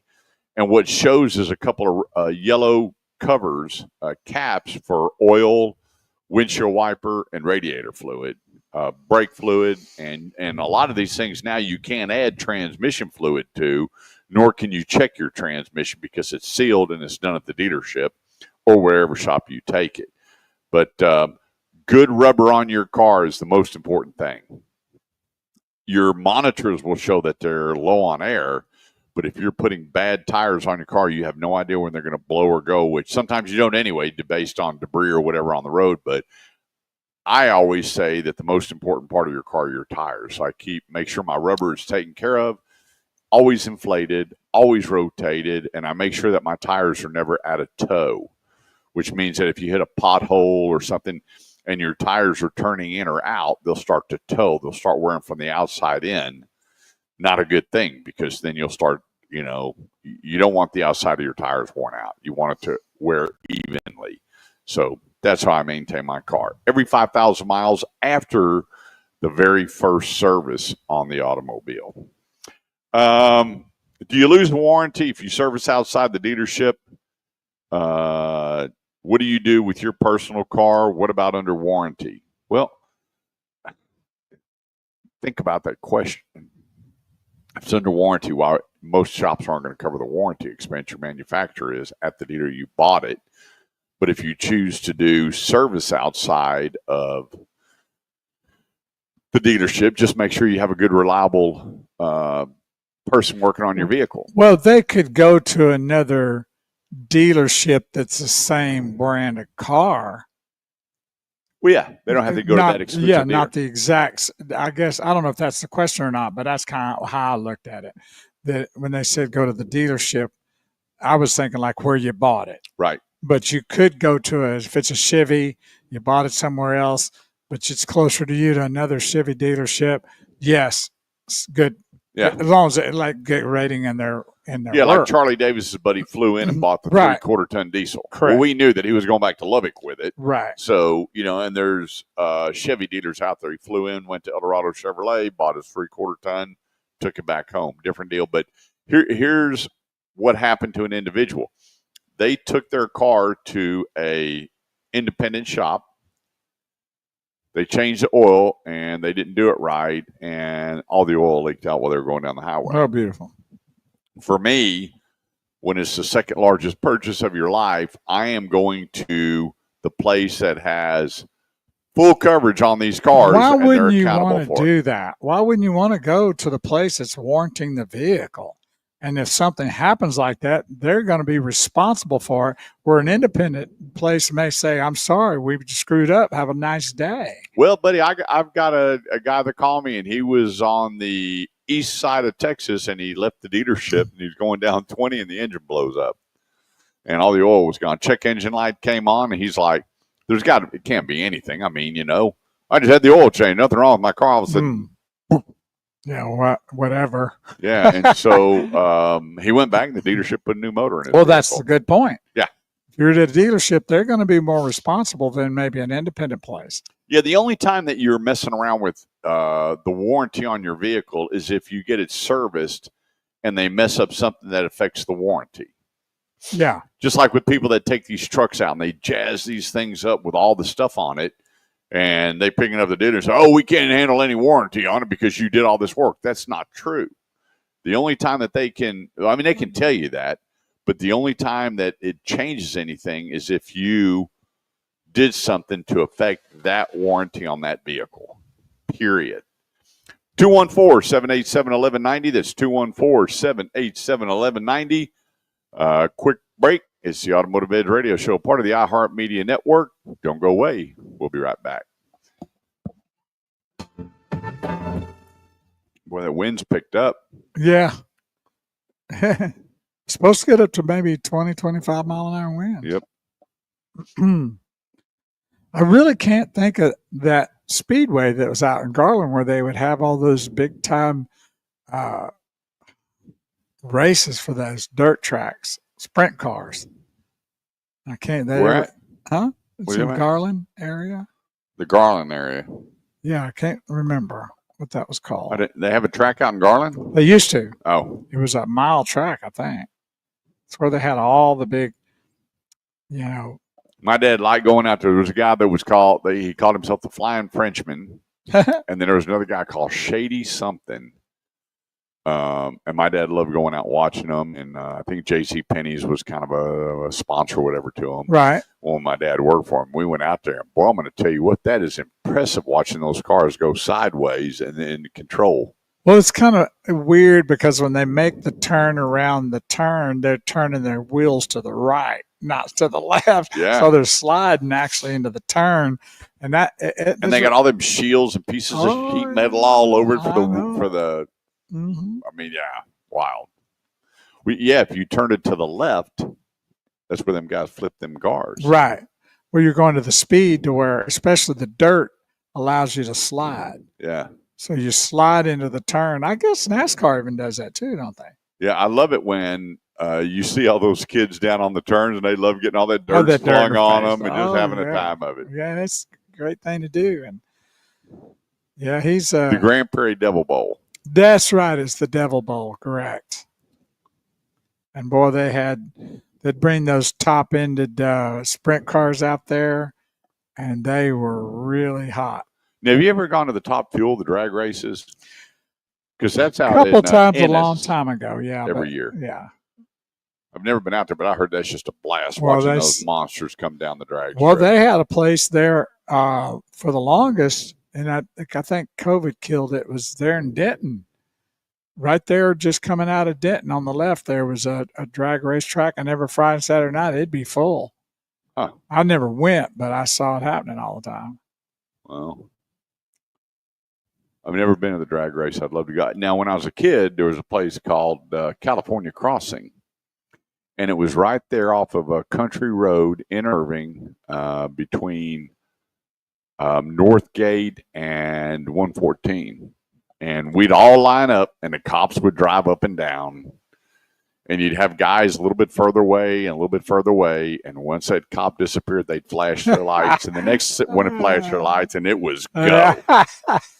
You know? Oh, well, how do you stop that when they got your number out there? Right? I mean, there was too many guys. I mean, the way they had that thing set up for signaling, I mean, there was going to be some drag races. Yeah, we're just waiting. You might have to be a little patient, but it's coming. Because I have a buddy, James Kane, that had one of the baddest 57s, and you had a guy named Ted Hensley from another high school. He had a 57, and it was always the talk of the town. You know, one would win this week, one would win that week, and you know, then the cops would come up and they'd see both those 57s sitting there, and they just sit there and go, and we didn't care. We're like, you know we can wait them.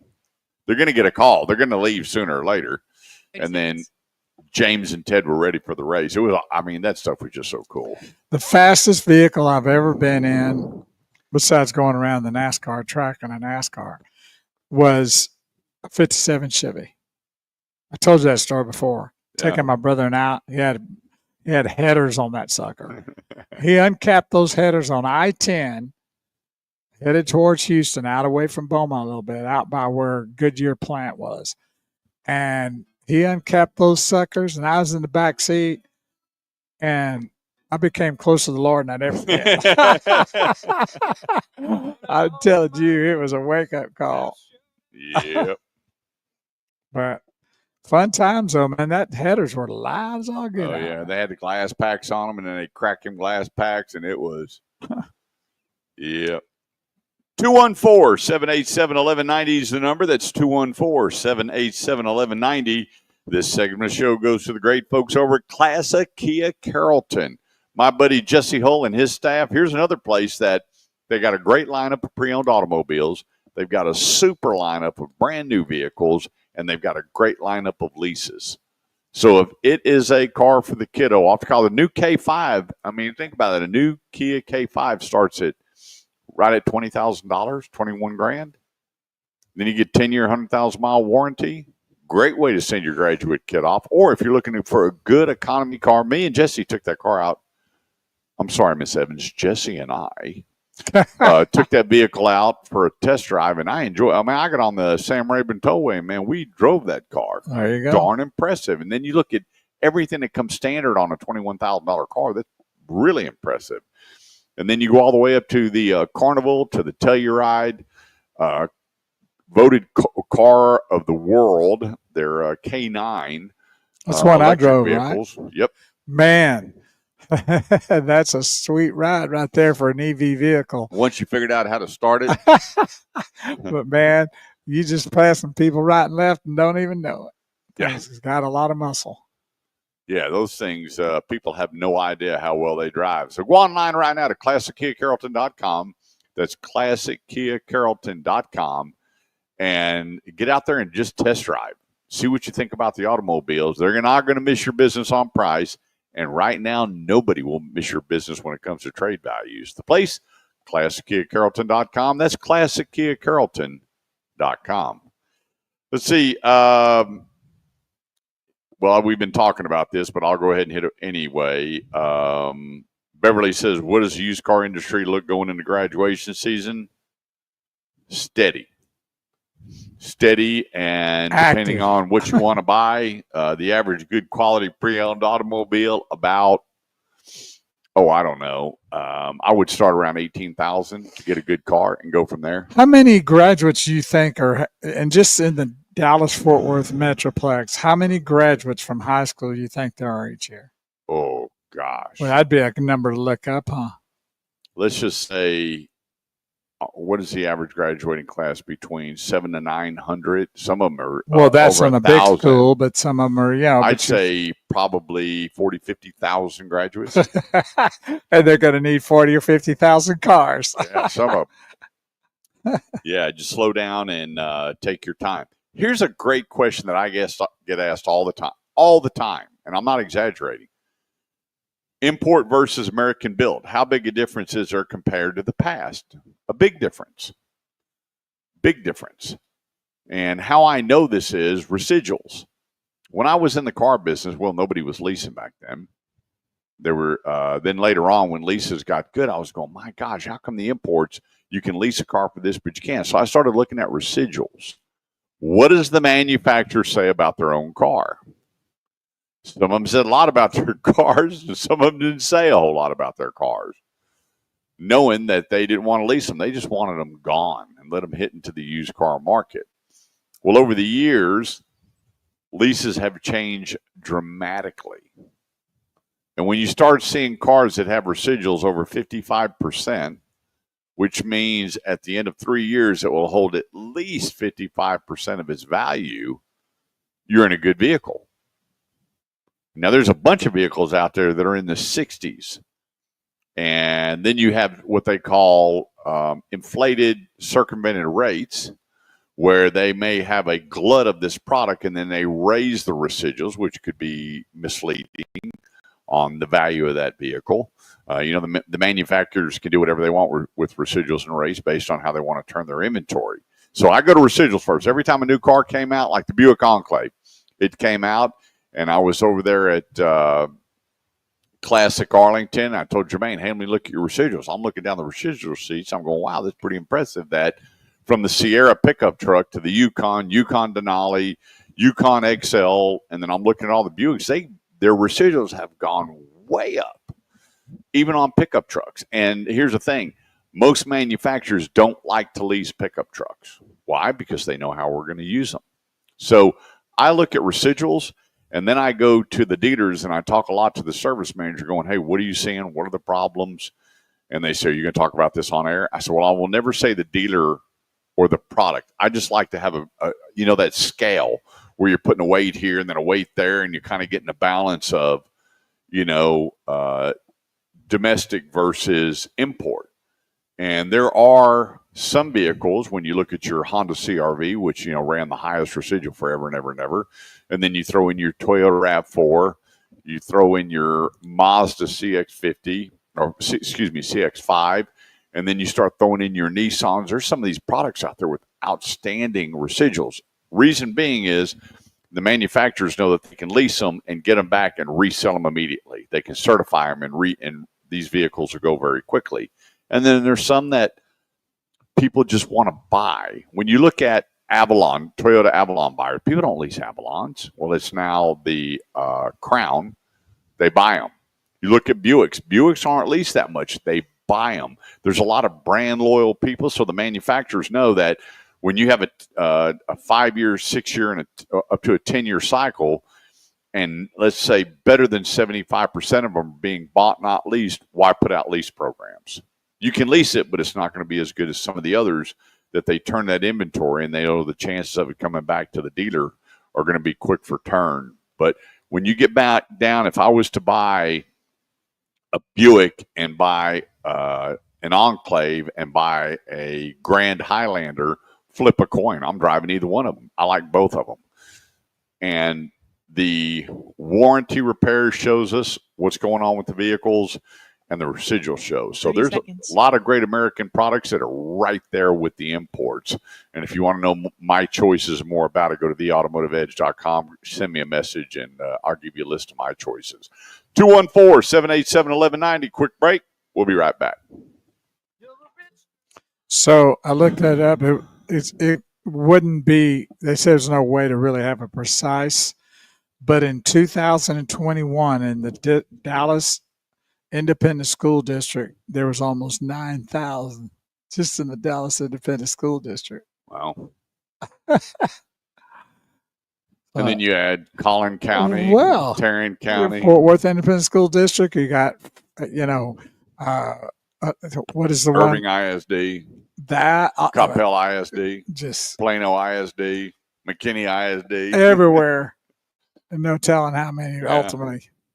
Now you got I don't know how many schools in Frisco. Yeah, Farmers Branch ISD, Northwest Independent School District. I mean, yep, Keller Independent School District. I mean, if you figure we just nailed out about 8 or 9 of those right there, and if it's 9,000 for a kid, that's like. Well, we said 50,000, 40 to 50,000, I guess. Pretty close. You know what's tough? It's when you go to graduation. You got Carver, I got Chase, and you got to sit through Zimmerman. It's like, who said I had to sit through Zimmerman? Wouldn't it be nice if they gave them their certificate and they got to go see mom and dad and leave? Yeah, but you got to have to go through the program. That's part of the graduation setup. That's what it is. But we were talking about that graduates, but you have to think about too that how about juniors? They can drive. A lot of kids, when they become a junior, they get vehicles. Yeah. I knew when I went to school, I was a senior, so I was driving way before I was graduated. So, You know what bothers me is when I pull up to the schools and I'm delivering school supplies. One thing that really bugs me. What's that? Is there like hardly any bikes on the bike rack. Kids don't ride their bike to school anymore. What's up with that? I guess all the wackadoodle-doos that are out there on the streets these days. Yeah, parents don't trust that with the way this world is anymore. I remember coming home and all the parents were, standing outside and there was parents everywhere, moms and dads, and walking their kids to school or picking them up from school by foot. Or, man, when we rode our bikes, who was I talking to? Oh, when we had our Bible study here Wednesday night, we're talking about in the day that I'd get on my bike and I'd ride my bike, and by the time I hit the second stop sign, I already caught up with 7, 8 buddies. Yeah. And by you pull up to school, man, there was like a bunch of us that, when you pull up, and sometimes you locked your bike, sometimes you didn't. At different time, you can steal somebody's bike back then. They're going to find out who took that bike, Right. But, I was going, golly, how come there's no more bikes on the bike rack? And I lazy. Unbelievable. Let me tell you what, when the weather was nice, that's what you wanted to do. If it wasn't any rain, it was fun. And even though my mom had a station wagon, there were 7 of us. You were going to ride your bike to school, or you were going to walk. Well, for up to almost through the 5th grade, we lived close enough to walk, and that's what I did. And my brother and I both did that. Of course, when he's 4 years older, so once he went to middle school, I was just doing it by myself, but I was right down the street to school. But we moved, and when I went to middle school, well, it was called junior high back in the day, yep, I rode a bus because it was a pretty good haul. And then when I changed and went to high school, they got me a car, and I drove. So yeah, see, I walked to school in elementary for the most part, starting in 1st grade, because I can tell you right now that we would come out of Otis Brown, walk down 11th Street, cut behind Oakview Baptist Church, on the Granada to my home. I can tell you the exact path. And then cool. When we moved to Sally B. Elliott, you just went down Normandy to Oakdale, boom, you're in the school. Lamar, Marabou, Bonaparte, Lamar. I could walk. Or actually, back then I had my bike, and then high school was what's amazing as you got older? I remember the time that I parked my car and I walked to the high school. I was like, it really not that far. But when you was a kid, you're like, man, that's a haul. Probably because you were running late a lot of times, going, I got to get to class, and it's a haul here. Well, I have mine memorized too.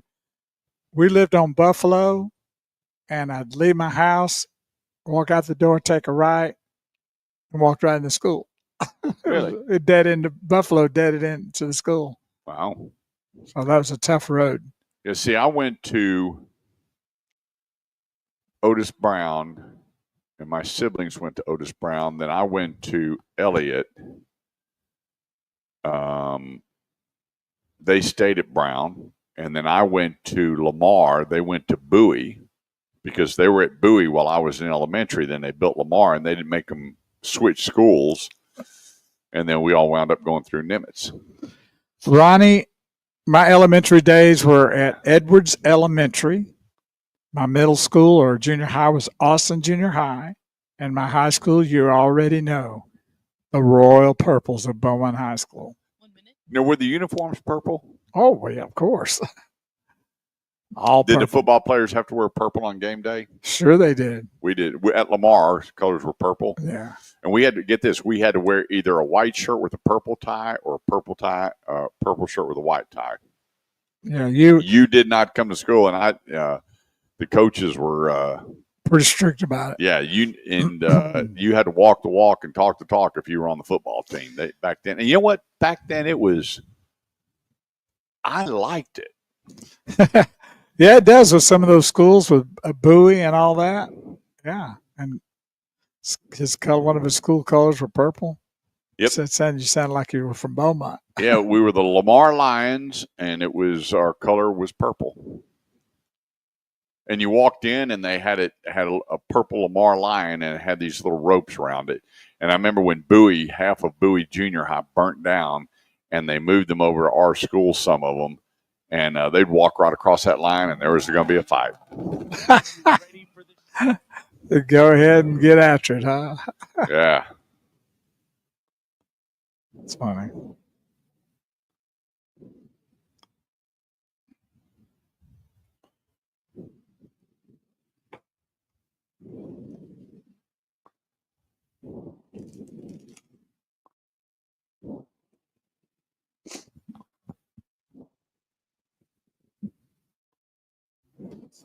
Breathing heavy.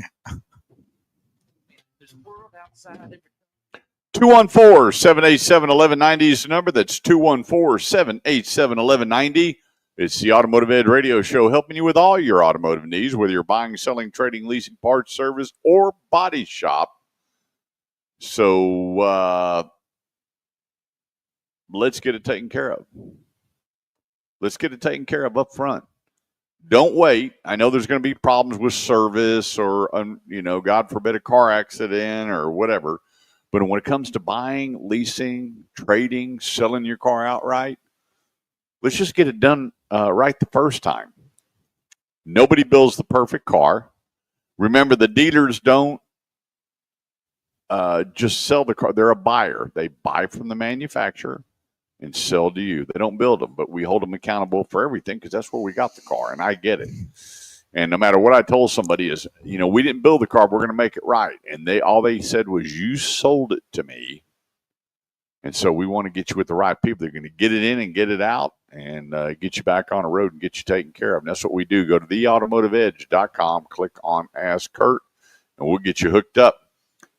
This segment of the show is brought to you by the great folks over at Grapevine Ford, home of the true love it or leave it promise. You buy the vehicle today and you get it home and go, whoa, this isn't going to be big enough, or this is too big. I had a buddy, he bought a 3/4 ton, couldn't get it in the garage, and went back and bought him a 150 because he wanted to make sure he could get it in the garage. And then went, no problem. Flipped him into the 150, re-signed the paperwork, back home. We had a family that bought a Explorer and went home and put all the suitcases and looked around and went, wait a minute, this isn't big enough. Brought it back and got an Expedition.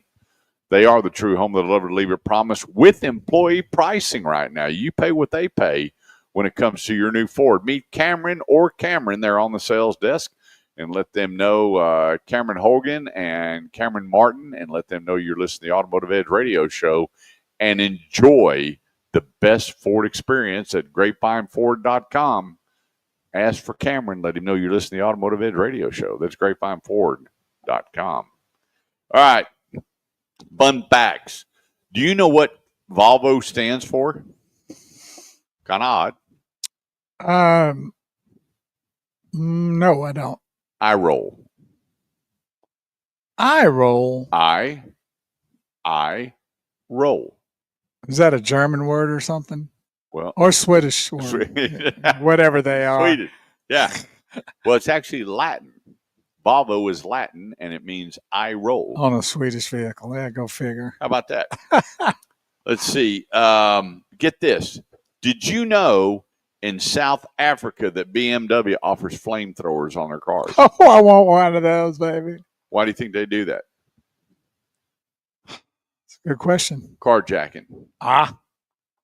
They'll come up behind them and bump them and try to get them to stop. Now they got flamethrowers. They think they're coming. They hit the button. They'll burn you down. So will I. Flame. But mine doesn't have a flamethrower, except the guy driving. I was like, man, oh, man. And so I looked it up. You can't get one in the United States unless you buy a Batmobile. No flamethrowers in the United States. Yeah.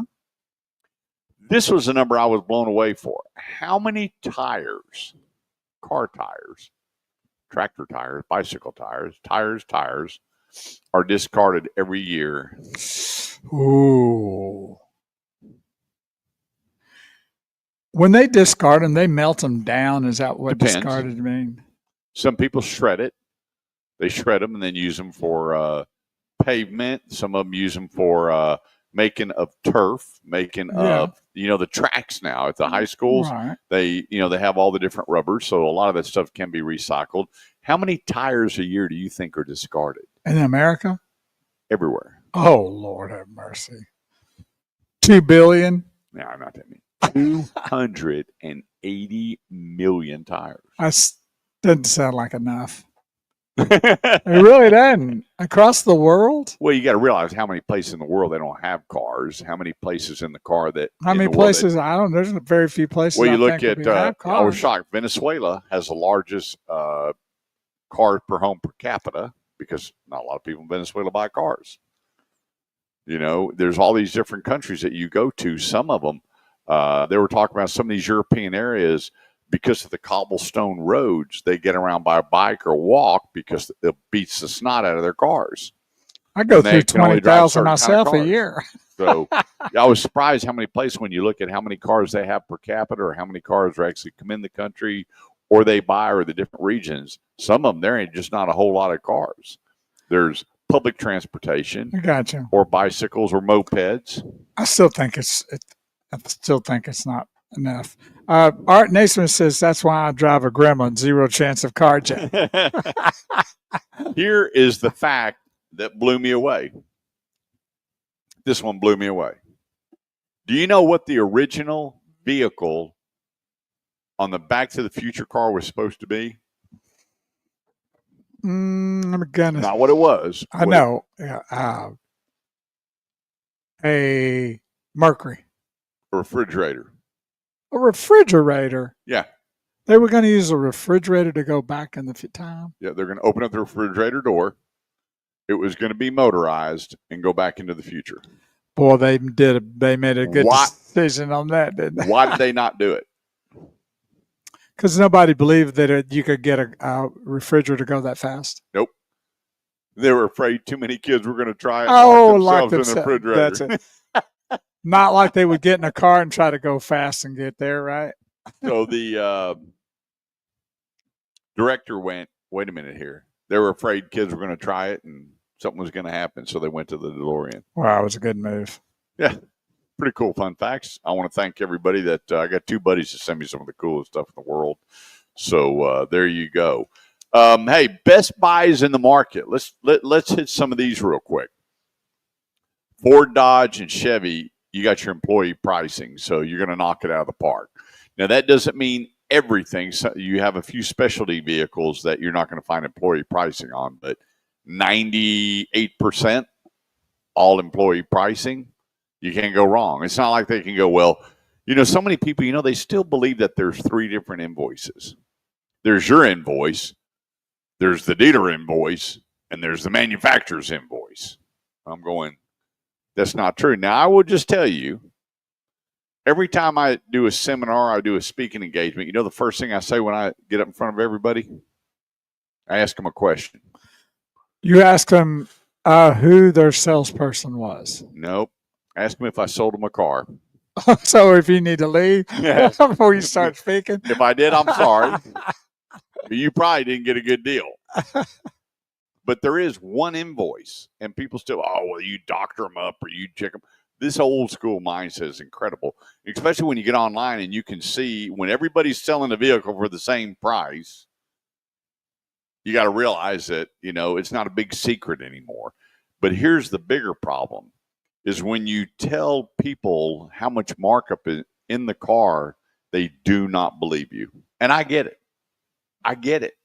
When I told a guy the other day, I said, look, by the time the dealer gets the car prepped and ready to go and he sells it for sticker, he loses money. He's like, that is the dumbest thing I've ever heard. And I went, okay.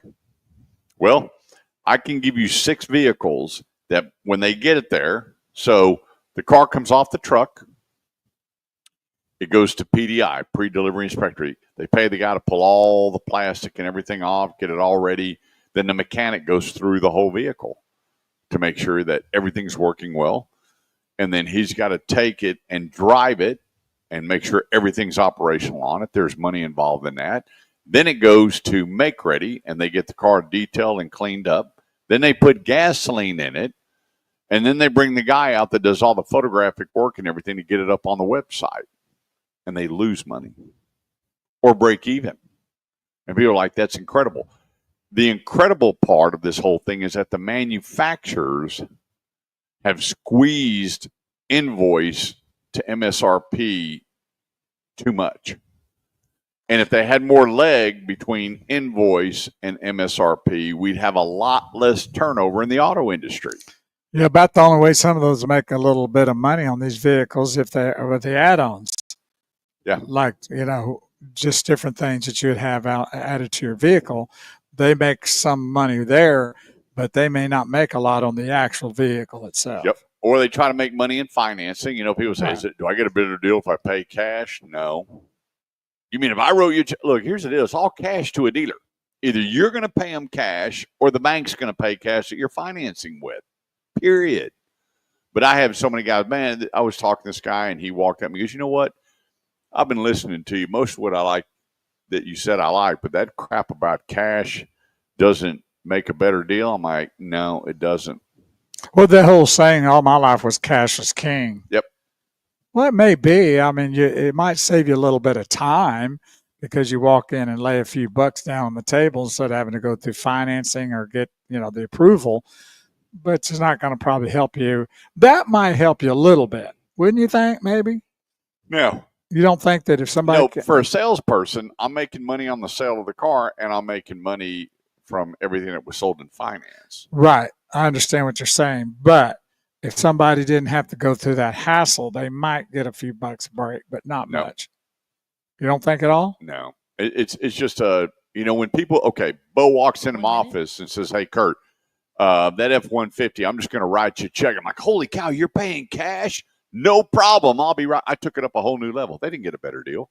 And I came back. You just made them think they did. And it was written with a big green Sharpie, cash price right now. Bam. They're like, I'll take it.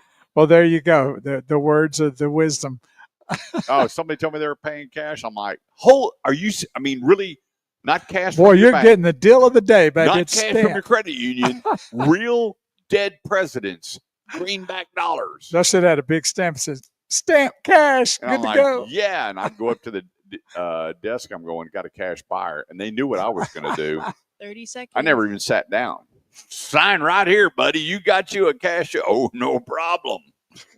Wasn't a better deal. 214-787-1190. That's 214-787-1190. Quick break. Don't go away. We'll be right back. Yeah, you wouldn't believe how many people came to me and let me tell you how we're going to do this car deal. Because they're paying cash, you mean? But I would say, are you paying cash or are you bringing me the cash from the credit union? Why? Well, we have special credit union pricing. Really? Yeah. Well, I'm going to my bank. Which bank are you with? Whatever. Oh, we got special pricing with them too. Give me a break. Are you financing? Yeah, well, we got special financing. We got special rate for you too. Whichever they needed to be, right? I will tell you this. You just told them what they wanted to hear. Yeah. I had a guy came in. He goes, he had twins. And he needed 2 Ford Escorts. Okay. He goes, and I'm paying cash. I'm like, fantastic.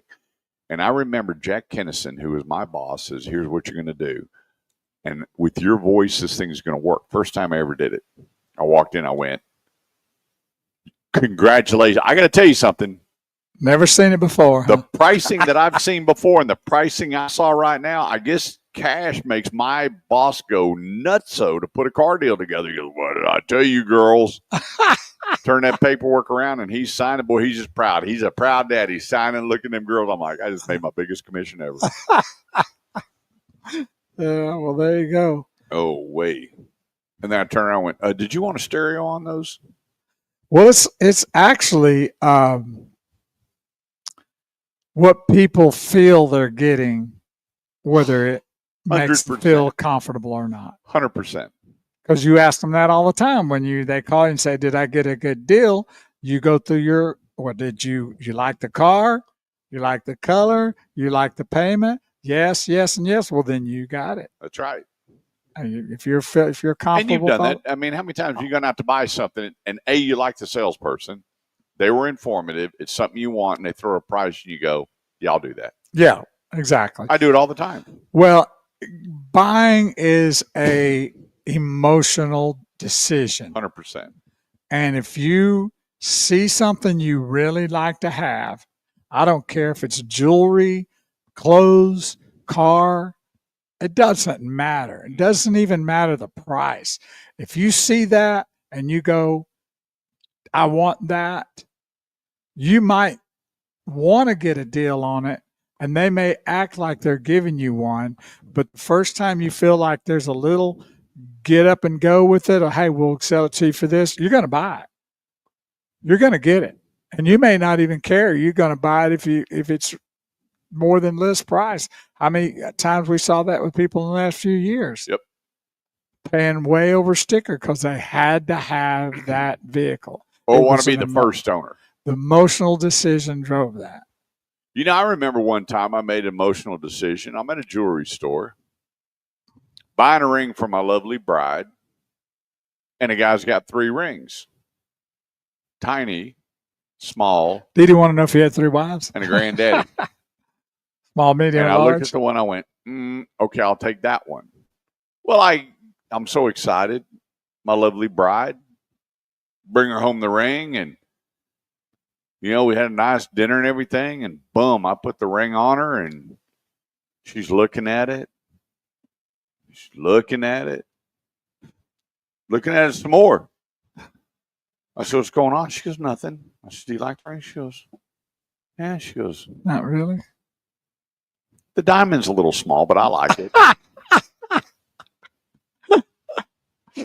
Well, that made you feel really good, didn't it? Buddy. Right off the bat.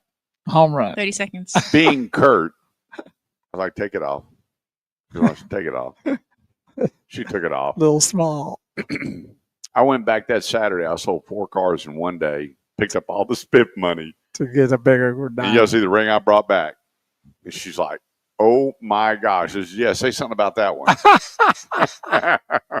Well, there you go. Well, yep. That's what happens. And that is the only time in 32 years she's ever gone, a little bit small on the diamond there, bud.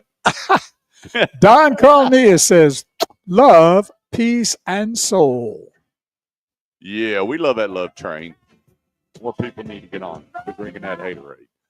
214-787-1190 is the number. That's 214-787-1190. This segment brought to you by the great folks over at El Dorado Chevrolet, 9-time Chevy Dealer of the Year. So here's what you got.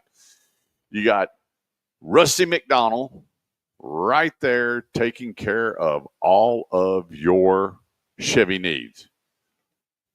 Then you have pre-owned. And then right next door, Tommy Milton, new car director at El Dorado Mazda. You know what? Everybody that I've sent over to El Dorado Mazda, 380 and 75 there in McKinney, are blown away going, you know what? I am blown away by how many people go, I've never looked at a Mazda. Mazda's not on the chart. Mazda, and I haven't had one person go out and drive. Not everybody bought and drive and go, I couldn't believe what I drove. I had a guy just go out and he said his kiddo drove the CX-50 and looked at her dad and went, that's it. I'll take it. And Mazda wasn't even on his list. Right. He was actually going to take her and look at a 2020 Volvo. I'm like, for your kid? Really? Kids drive Volvos? I don't know. I mean, I have no problem with Volvo. I mean, I wouldn't bring one home for my kid. I don't even know anybody drives Volvo. And then I had another guy in my Bible study. He took his daughter Hannah up there, and I said, "Have you ever driven the Mazda CX-5?" And he goes, "No."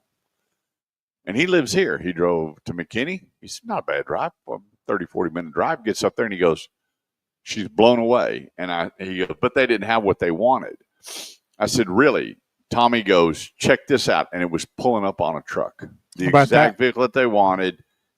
And so I'm telling you, the feel of the wheel makes the deal. Don't think that branding is what it used to be, because it's not. Tommy Melton, new car director, Eldorado Mazda. Rusty McDonald, new car director, Eldorado Mazda Chevrolet. They got you covered. And right in the center, you got your pre-owned. 380 and 75. See why they're 9-time Chevy Dealer of the Year. And Mazda doesn't give it out, but they're my dealer of the year and always will be at Eldorado 380 and 75, or go to EldoradoChevy.com. And on there, you have EldoradoMazda.com.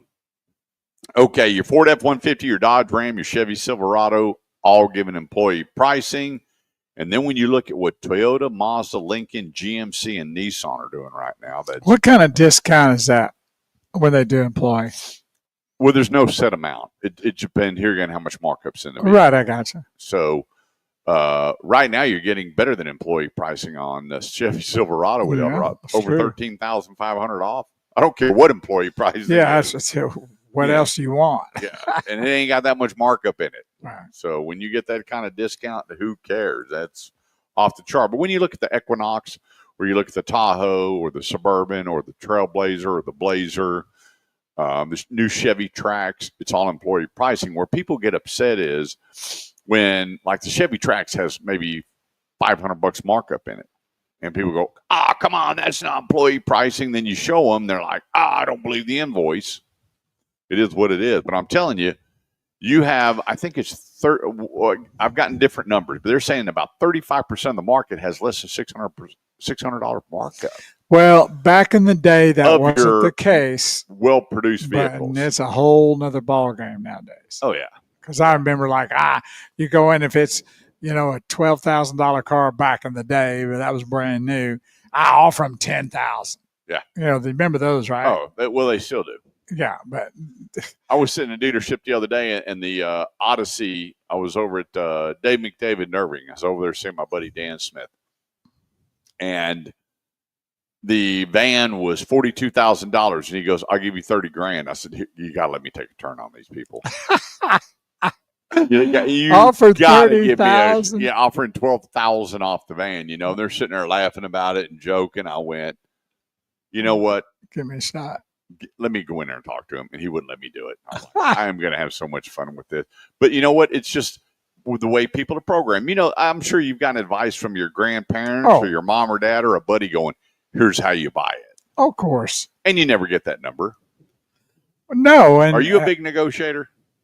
A little bit. Not huge, but a little bit. When you go to buy a gun, do you negotiate it? They're not usually good about negotiating weapons, but I usually look for good deals, and when I find them, I get them. Sometimes if I've ordered something special. Okay, other than guns and cars, what do you negotiate? Women. Why? Oh, why do I ask those questions? I negotiate everything. Sometimes the look on their face is priceless. You remember the Blues Brothers when he goes, "How much but they women?" So I'm at the grocery store, and it was like $60, whatever it was, and I went, "I'll give you $58.22," and you ought to see the look on their face. Like, "I'm sorry." I said, "I'll give you $58.20," a really odd number. All right. "Well, sir, do you have any coupons?" "No." And the people in line are waiting to hear what I said. "Okay, I'm just kidding with you." And the lady goes, "Do you do this to everybody?" And if Melinda would have been saying, I should tell you, everybody. Does it everywhere. When I'm looking at furniture, I was looking at this couch. The guy goes, he wanted I don't know, $10,000 for this couch. I said, buddy, you have lost your mind. $10,000 for a couch. And he goes, and I forgot the brand. I'm Googling it. It's high dollar furniture and he goes, well, here's the deal. Some customers ordered it. It came in, and when they ordered it, it was $15,000. We took it back. They didn't get what they were going to pay for it, or what they paid for. But here's the price. But here's what I'm willing to do. I went, unbelievable. And I said, what about this couch here? Non-negotiable. That price there, non-negotiable. But when you have custom furniture that they chose not to take or bring back, we can do whatever we want because they paid for it. They didn't get what they paid for it when they not on a custom furniture. Exactly. But everywhere I go, I negotiate. Everywhere. I'll throw it out there. And, there's been times where I went in the store. I went into that K&G. Right, clothing store. And I told the guy, says, hey, is there any discounts or anything? He goes, hang on a second. He goes, here, I found a 20% coupon. Boom.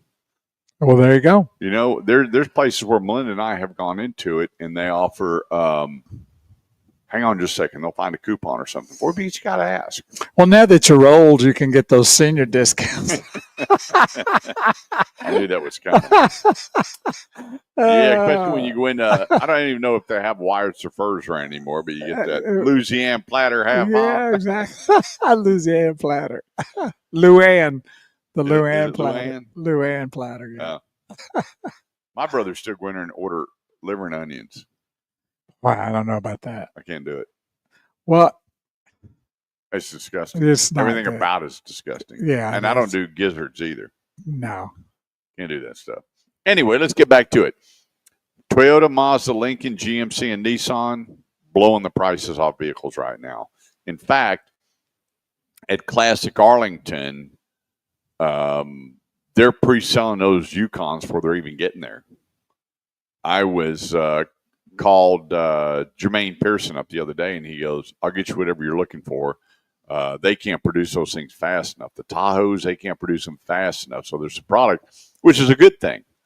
But a lot of people, the reason a lot of the inventory is going down, because once again, people have gone into panic mode, going, oh my gosh, I'm not going to be able to, and they're just buying away. And I'm driving by some of the lots that had, 400 or 500 cars on their lot, and they got half that. So it's different times when you're out there buying. 214-787-1190. That's 214-787-1190. Quick break. When we get back, a few stats, a few questions here on the Automotive Edge Radio Show. Don't go away.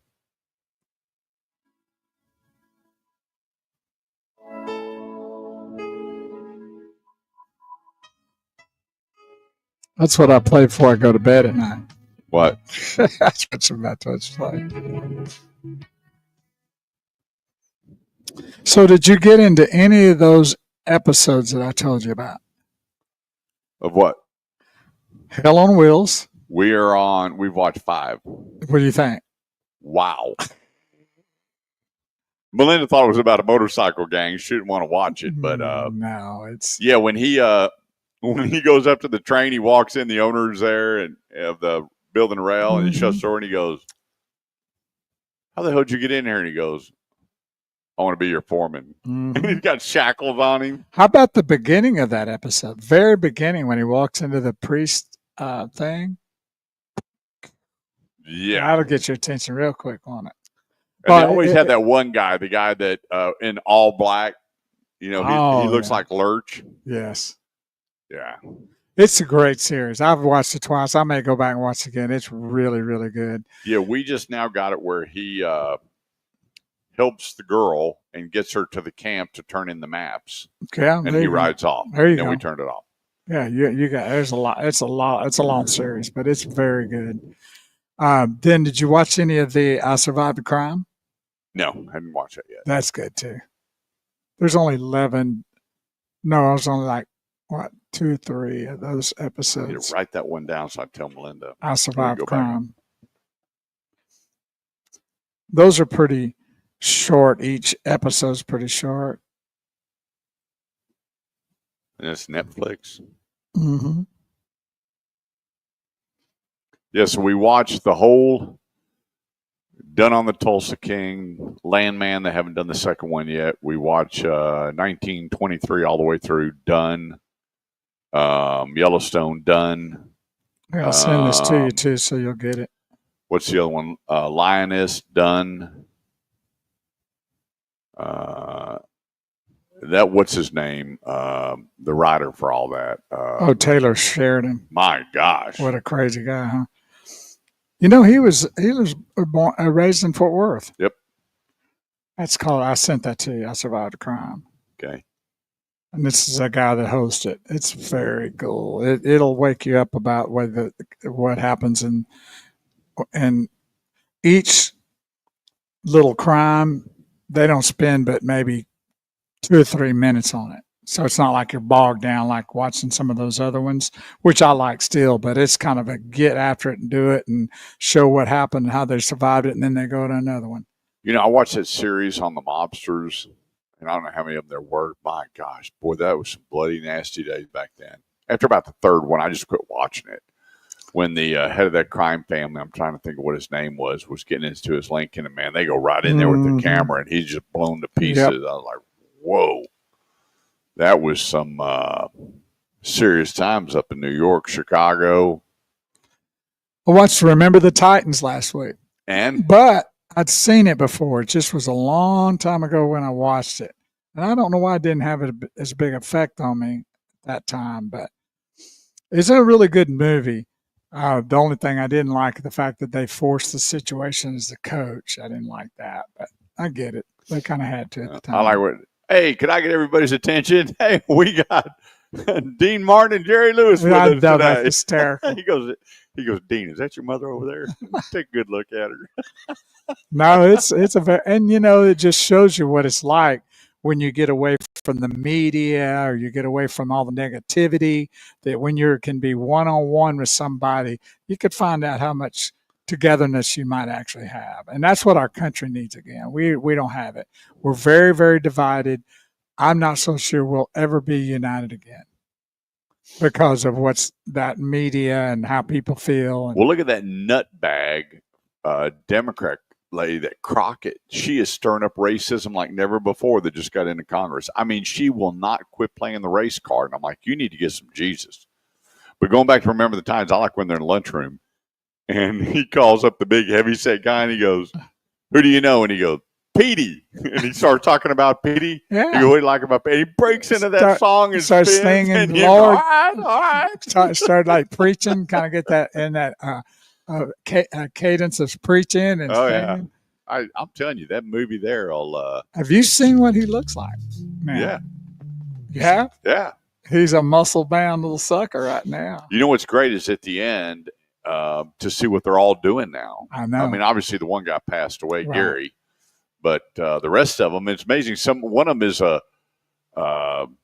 takes care of the football field. He's like the maintenance guy for these school districts, and really cool to see. Well, the quarterback went to South Carolina. Yeah, he was so that was a legitimate deal there. Yep.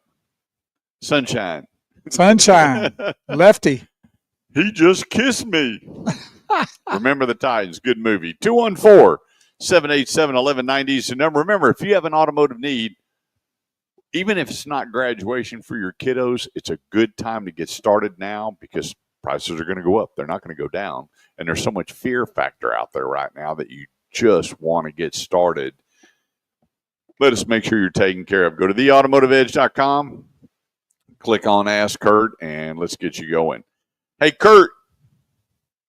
How are the lease programs doing after COVID? When will lease programs get better? Well, you know what? There's several manufacturers where they're really good. One is Kia, Classic Kia Carrollton, and the other one is Burleson Nissan. Fantastic lease programs. And now Toyota's getting in on it because, Toyota struggled with light inventory for a long, long time because they front-loaded on all the microchips. And then as everything started to open up, they were already loaded, and they had more inventory, them and Hyundai, than pretty much anybody. And then it caught up with them, and now they're getting all caught back up. So if you go to freemantoyota.com and take a look at their lease programs, go to specials, you'll see that those three are doing really well. The rest of them have big, big down payments. When I did an average of the payments that were around $400, $350 to $400. The average down payment was about $4,800. So then you have to do the math. Does $4,800 down with a low APR get me better at 60 or 72 months? You got to kind of balance that out to go which one's going to be better. But there are several manufacturers that are doing really, really well with their lease program. Hey, Kurt, is there a paint color to stay away from for either problems or resale? Yeah, white. Oh, that's just my opinion. But that's the leading selling vehicle in it, white? Yep, white, silver, gray, and black. Mm-hmm. No. All the colors that are kind of odd are in Chargers and Challengers and sporty Porsche, type cars anyway. Mustang, Corvette, yeah, all the specialty cars or American Muscle, and people love odd colors on those cars. I do remember when GMC came out with Iris, and it was a failure. We couldn't give them away.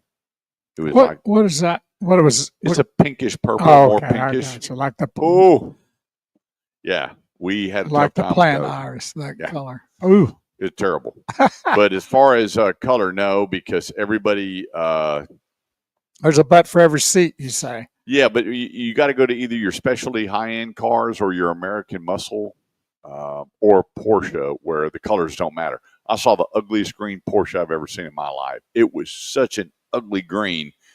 And we both pull up to the restaurant. We get out, and I went, "Man, how do you like your Porsche?" He goes, "Man, I specially ordered this color." Oh, wow! And you're going, "Wow, well, I'm glad you enjoyed it." It is ugly, but we got to talking. Then I told him what I did. He goes, "You want to check out my car?" I'm like, "Yes." He goes, "Yeah, get in, sit down." Now the inside of the cockpit was absolutely. I love Porsche. Right. I wish I could afford a Porsche. I'd have one. Phenomenal car.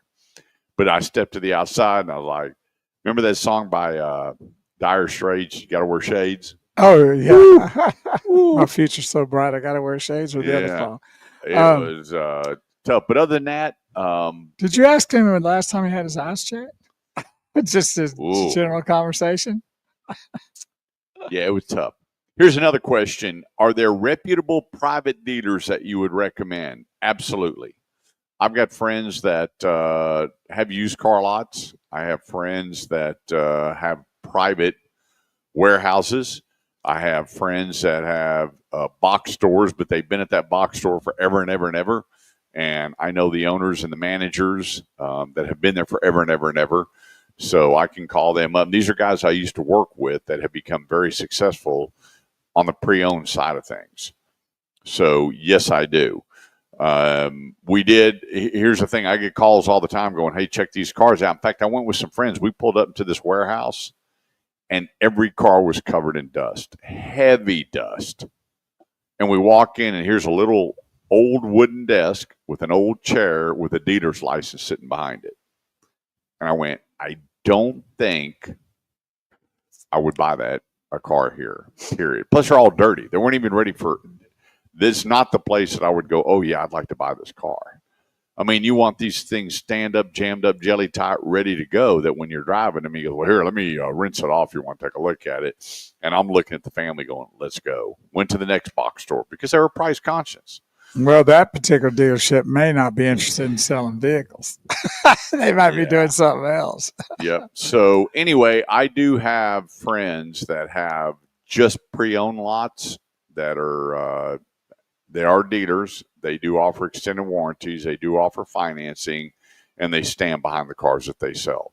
I mean, I remember when Jimmy McDavid, the McDavid sold out, and Jimmy opened his own place up off of 377 and Tarrant, and it was called McDavid Auto Sales. And I knew Jimmy, and I knew Jason Pangle, who was running it for him, and they stood behind every car that they had. They had their own little shop out back. If there was a problem, they fixed it.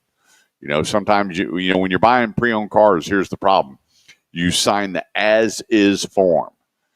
And when you get in front of the judge and the dealer goes, they sign this, and it says on there, nothing promised, nothing owed.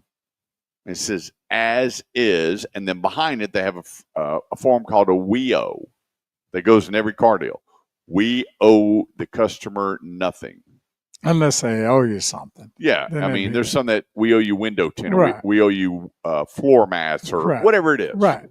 And then when it comes in, you hand them the wheel, they stamp it that, delivered, you're on your way. But when you go to court and then the judge says, did you get your car checked out? Well, no, it drove good when I drove it. And the AC blew cold when I drove it. But you signed this as is in the WIO. Yeah, I did. Well, case dismissed. And they're going to ask them, did they misrepresent that car in any way, shape, form, or fashion? Well, the as is means just that. Now, well, they're certainly not representing it if they say that, and they're telling you this is it as is. We're representing that. Yeah, and so there has been cases where they found out that it was a flood damage car. They did find out where it was a bogus title. There are circumstances, but for the most part, when it says as is, and you sign that and the WIO, you're done. So I stay away from people that I absolutely don't know that can't answer questions, and put those two together, that I don't know and can't answer questions. And I just started asking basic questions. Is this your personal vehicle? Yeah. Could I see your copy of your driver's license? What do you mean? Well, this is your house and your car. They don't want nothing to do with me, and I already know there's a weasel in the wood pile, and we'll leave it at that. But, yeah, when I get calls, I I know they're not a sponsor. Stop with that. Let's make sure you get the car that you're wanting and the price you want to pay. Obviously, we like to, start with the sponsors, but it doesn't work out all the time. So we have to go a different route. Last question of the day before we move on to the next segment. Is Volvo still one of the all-time safest cars? Absolutely. Absolutely. Safe car. And so, the next question, what is the safest vehicle on the road? The one you don't get in a wreck in. I got buddies that say, yeah, you got to buy that big 3/4 ton pickup truck. Okay. You got to buy this. You got to buy a Hummer. Okay. Sometimes we can't avoid accidents and they just happen. But I still remember the commercial with Volvo driving off into the rock quarry. We build one of the best built cars no matter what happens, and then you see the car going off the cliff. Very loyal customer base too, I'll tell you that. Oh, they are. They used to say they're just Highland Park moms, where there's a lot more people driving Volvos than Highland Park moms, yeah, I promise you. Yeah.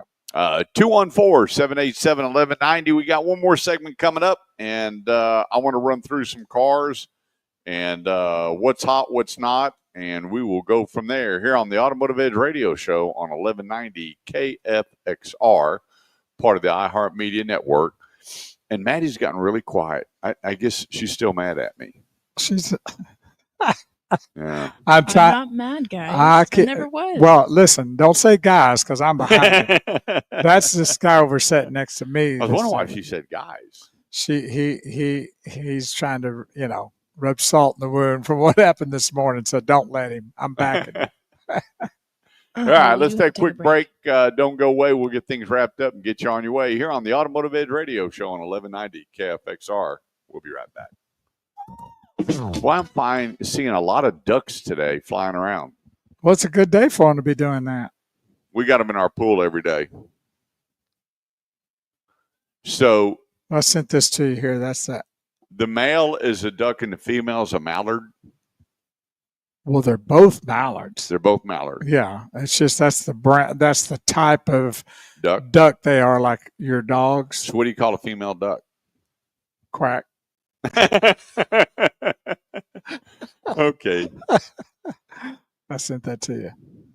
So I'll call him and talk to him. Tell him I'm gonna go check it out first, and then I'll let him know. Okay. Tell him we're considering it, but yeah, we can book it, right? Yeah, just make sure we got a safe place to do this. Yeah, and all the stuff we need. I know. Yeah. Got that. All right. That'll be fun.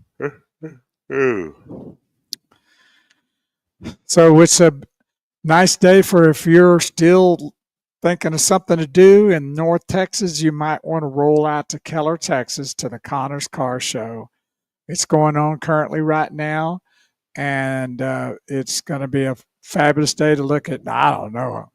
They usually sometimes run over 600 cars. No telling what they got out there this year. I mean, with the weather the way it is, and crawfish crawl, music later on in the afternoon. All the proceeds and everything goes to Down syndrome help and awareness and to the hospitals and all that do that to help, move that further down the road. Yep. So Ty Jetman, who puts that on, his son has Down syndrome, and he's been doing that now, about 10 years? Oh, at least. Yeah. So it's a big event. If you've never been to a car show, this is the one you need to go see. And if you've been to a car show, this is the one you need to go see. I think the only thing bigger is the good guys. Probably. I would say that's probably close to it. This thing is incredible. But I'm going to tell you, what a great time to fellowship. And you go by there and listen to all these guys talk, and they tell you everything about the car, and they're sitting there in their lawn chairs. They got them all decked out, all the trophies, all the information on them. Some of them, I met a guy last year, and he had this book on the car. And I asked him, I said, how often you take it out? And she goes, every weekend. And this guy built a special spindle in his garage where he took everything off and he did a total frame off restoration where he could spin that car while he painted it. Wow. The frame of it and the body of it. Absolutely incredible. And he goes, and it's him and three buddies, and he's got everything. And we got a book that thick, and it was a black and white Corvette. And he showed me the book, and I was like, wow. So then I see him at the Corvette rally at Son of a Butcher in Grapevine, and I walked up to him, and I went, I remember you. And we get to talk, and he goes, and pull that book out. And even though I've heard the story, it was just to see that. What they logged every little thing they did. Is that what that was? And he said he bought the car for $12,000, and it's $200,000 car. Yeah, probably got that in it. Yeah, all factory parts, and the paint job on this thing was unbelievable. And he did it in his garage. Pretty crazy, man. Yeah. Well, that just goes to show you how bad it is now with a lot of these people have that talent to where they've made the cars now so difficult for people like that to work on them. That's why they're getting these older cars and working on them. Yeah. It's kind of moved them out of the way, but they still like doing it, and they'll find a car to work on if they need to. Yep. I wish I had that talent. I just don't. I don't. Yeah. I don't even want it because I never like getting my hands dirty. Yeah. Grease all in the cuticles and everything. Not my cup of tea. Well, growing up, I could change an alternator and put a new belt on it in 45 minutes. I could drain the radiator and clean it. I mean, but back then it was just so easy to do it. Mm-hmm. All you had to do was get a crowbar and put it against the block and just pull it up till that belt tightened just right. And a neighbor of mine showed me how to do it and tighten it up, and you're rolling. Now, a little different deal.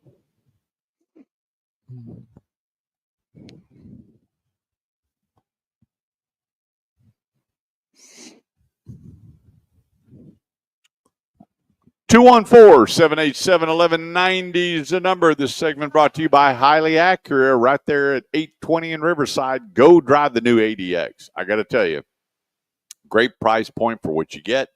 Lots of room, lots of colors. The interior, if you were watching last week when we were out there at Highly Acura, they had that off-colored blue with the white and blue leather inside. And you're talking about really stepping out and going really different with interiors and all the different trim levels that are available.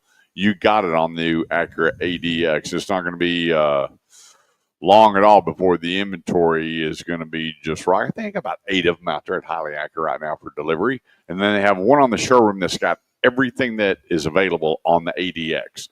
So you have one to look at with every option that they put on them, from the lower skirts to the side panels to, I was blown away by how many things. I thought it was all factory, but it was all the additional options that you could put on it after you received it or order it that way out on the new Acura ADX. Plus, you got a whole nother lineup. The place, Highly Acura Fort Worth. That's Highly Acura Fort Worth. Go see David Gomez. Let him know you're listening to the Automotive Edge radio show and enjoy sport luxury products at its best. That's highlyacura.com. So, here's what's going on in the auto industry. Your used cars are going to get a little bit harder to get because a lot less cars are coming off lease, millions. Moms and dads are out buying cars at record pace right now. The SARs For this year, they put it 17.3 million sales annual adjusted rate. How many cars they're forecasting? And by Q1 was over, and then the way April's kicked off, because everybody's in a panic about tariffs, they're forecasting 7.3 million vehicles being sold this year and 47 million pre-owned. Think about that just here in the United States. That is how many? About, 62 million cars. That's a bunch of inventory. So the average incentives have really gone up. When you look at the top selling brands with the biggest increase in incentives, Jeep is up 61% at 4,500. Volkswagen is up to 4,900. Kia at 3,000. Mazda 3,200. Here's one, Subaru, which has always been the lowest in the business at about $1,200. They're at 2,261, up 36%. Honda's up to 2,631, and it keeps going up. With Honda, a lot of people are asking me what the deal is. Well, Honda came out and announced that they were going to cut the amount of space between MSRP and invoice because they wanted, I think it was about 5%, I believe, so they could put that into future technology design, which is a bunch of baloney to me. Leave the money there so your salespeople don't go away, period. Doesn't matter how great a car you build if you don't have great salespeople selling it. Doesn't matter. Then you just become an order taker versus a salesperson, which we need. But when you go through the list and you start taking a look at what the average vehicle sold for, it dropped down to 45 and change, and at one time it was about 48, and the reason being incentives. The incentives are huge. When you look at Ford, they got some products out there, $15,000, $16,000 off MSRP, and some of that is when you qualify. About $2,500, $2,000 is military, first responders, teachers, all these different categories. But still, when you're getting north of $13,000 off a pickup truck, that's phenomenal. It's better than employee pricing. And then you have the rest of their products that when you look at, say, a Ford Escape, a Ford Edge, a Chevy Trax, an Equinox, a Buick Enclave, all these different things that have employee pricing on it, that's different. But the incentives keep going up and up and up, and now the rates are starting to follow. When you look at Grapevine Dodge with 0% for 72 months on Ram 1500s, you're going, man, this just got pretty cool. So that trend is moving. We saw the stock market going up and down. A buddy of mine goes, you see what Trump did to the stock market? Forget all that. Trump didn't do it. That thing is rigged anyway. If enough people create this panic and the word spreads, they all start dumping, the stock market comes down, and then all the vultures are flying around buying it up because you didn't let it work itself out. The very next day, it went up 29.86. So it's rigged. I believe it's rigged. So anyway, the auto industry is the largest employer of the world. It's not going to fail. Prices are going to go up. Prices are going to go down. They're going to go back up. They're going to stay steady. But right now is a fantastic time when you look at what the manufacturers are doing. Get this Buick Encore GX or smaller unit up 53%, and Vista up 54%, Chevy Trax up 57%, Trailblazer up 21%, HRV is up, Hyundai up 25%, Nissan Kicks, that is one heck of a buy, up 84%. Nissan Sentra up 36%, Versa up 156%. Why? Because they're the best price points for a new vehicle. The Toyota Cross, a lot of people don't even know what that is. It's a cross between the Toyota and a crossover, 27%. Jetta jumped up 37%. And the Teos, which is a Volkswagen, up 43%. So there's a lot of great buys, a lot of great products, and we'll help you with every bit of that here on the Automotive Edge radio show every day by going to theautomotiveedge.com. That's theautomotiveedge.com.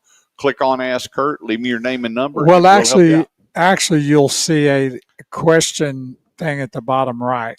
Yeah, both ways. Yeah, so either way, but that's what'll pop up real quick. After you see the car and it says you have a question, you hit that, and then it'll take you through the process. And do that way and enjoy the new website and enjoy your new vehicle. Or Connor's Car Show. Come out and see us, Keller Parkway and Roof Snow. We're going to be out there till 4 o'clock. Love to meet you and see you. Have a great Saturday. Remember, turn off those electronics, get reconnected, and tell that person you love them. Till next Saturday from the Automotive Edge Radio Show, Big Wheeled Bo Carver, Kurt Chase, and the lovely Maddie Gomez back in studio. Have a great Saturday.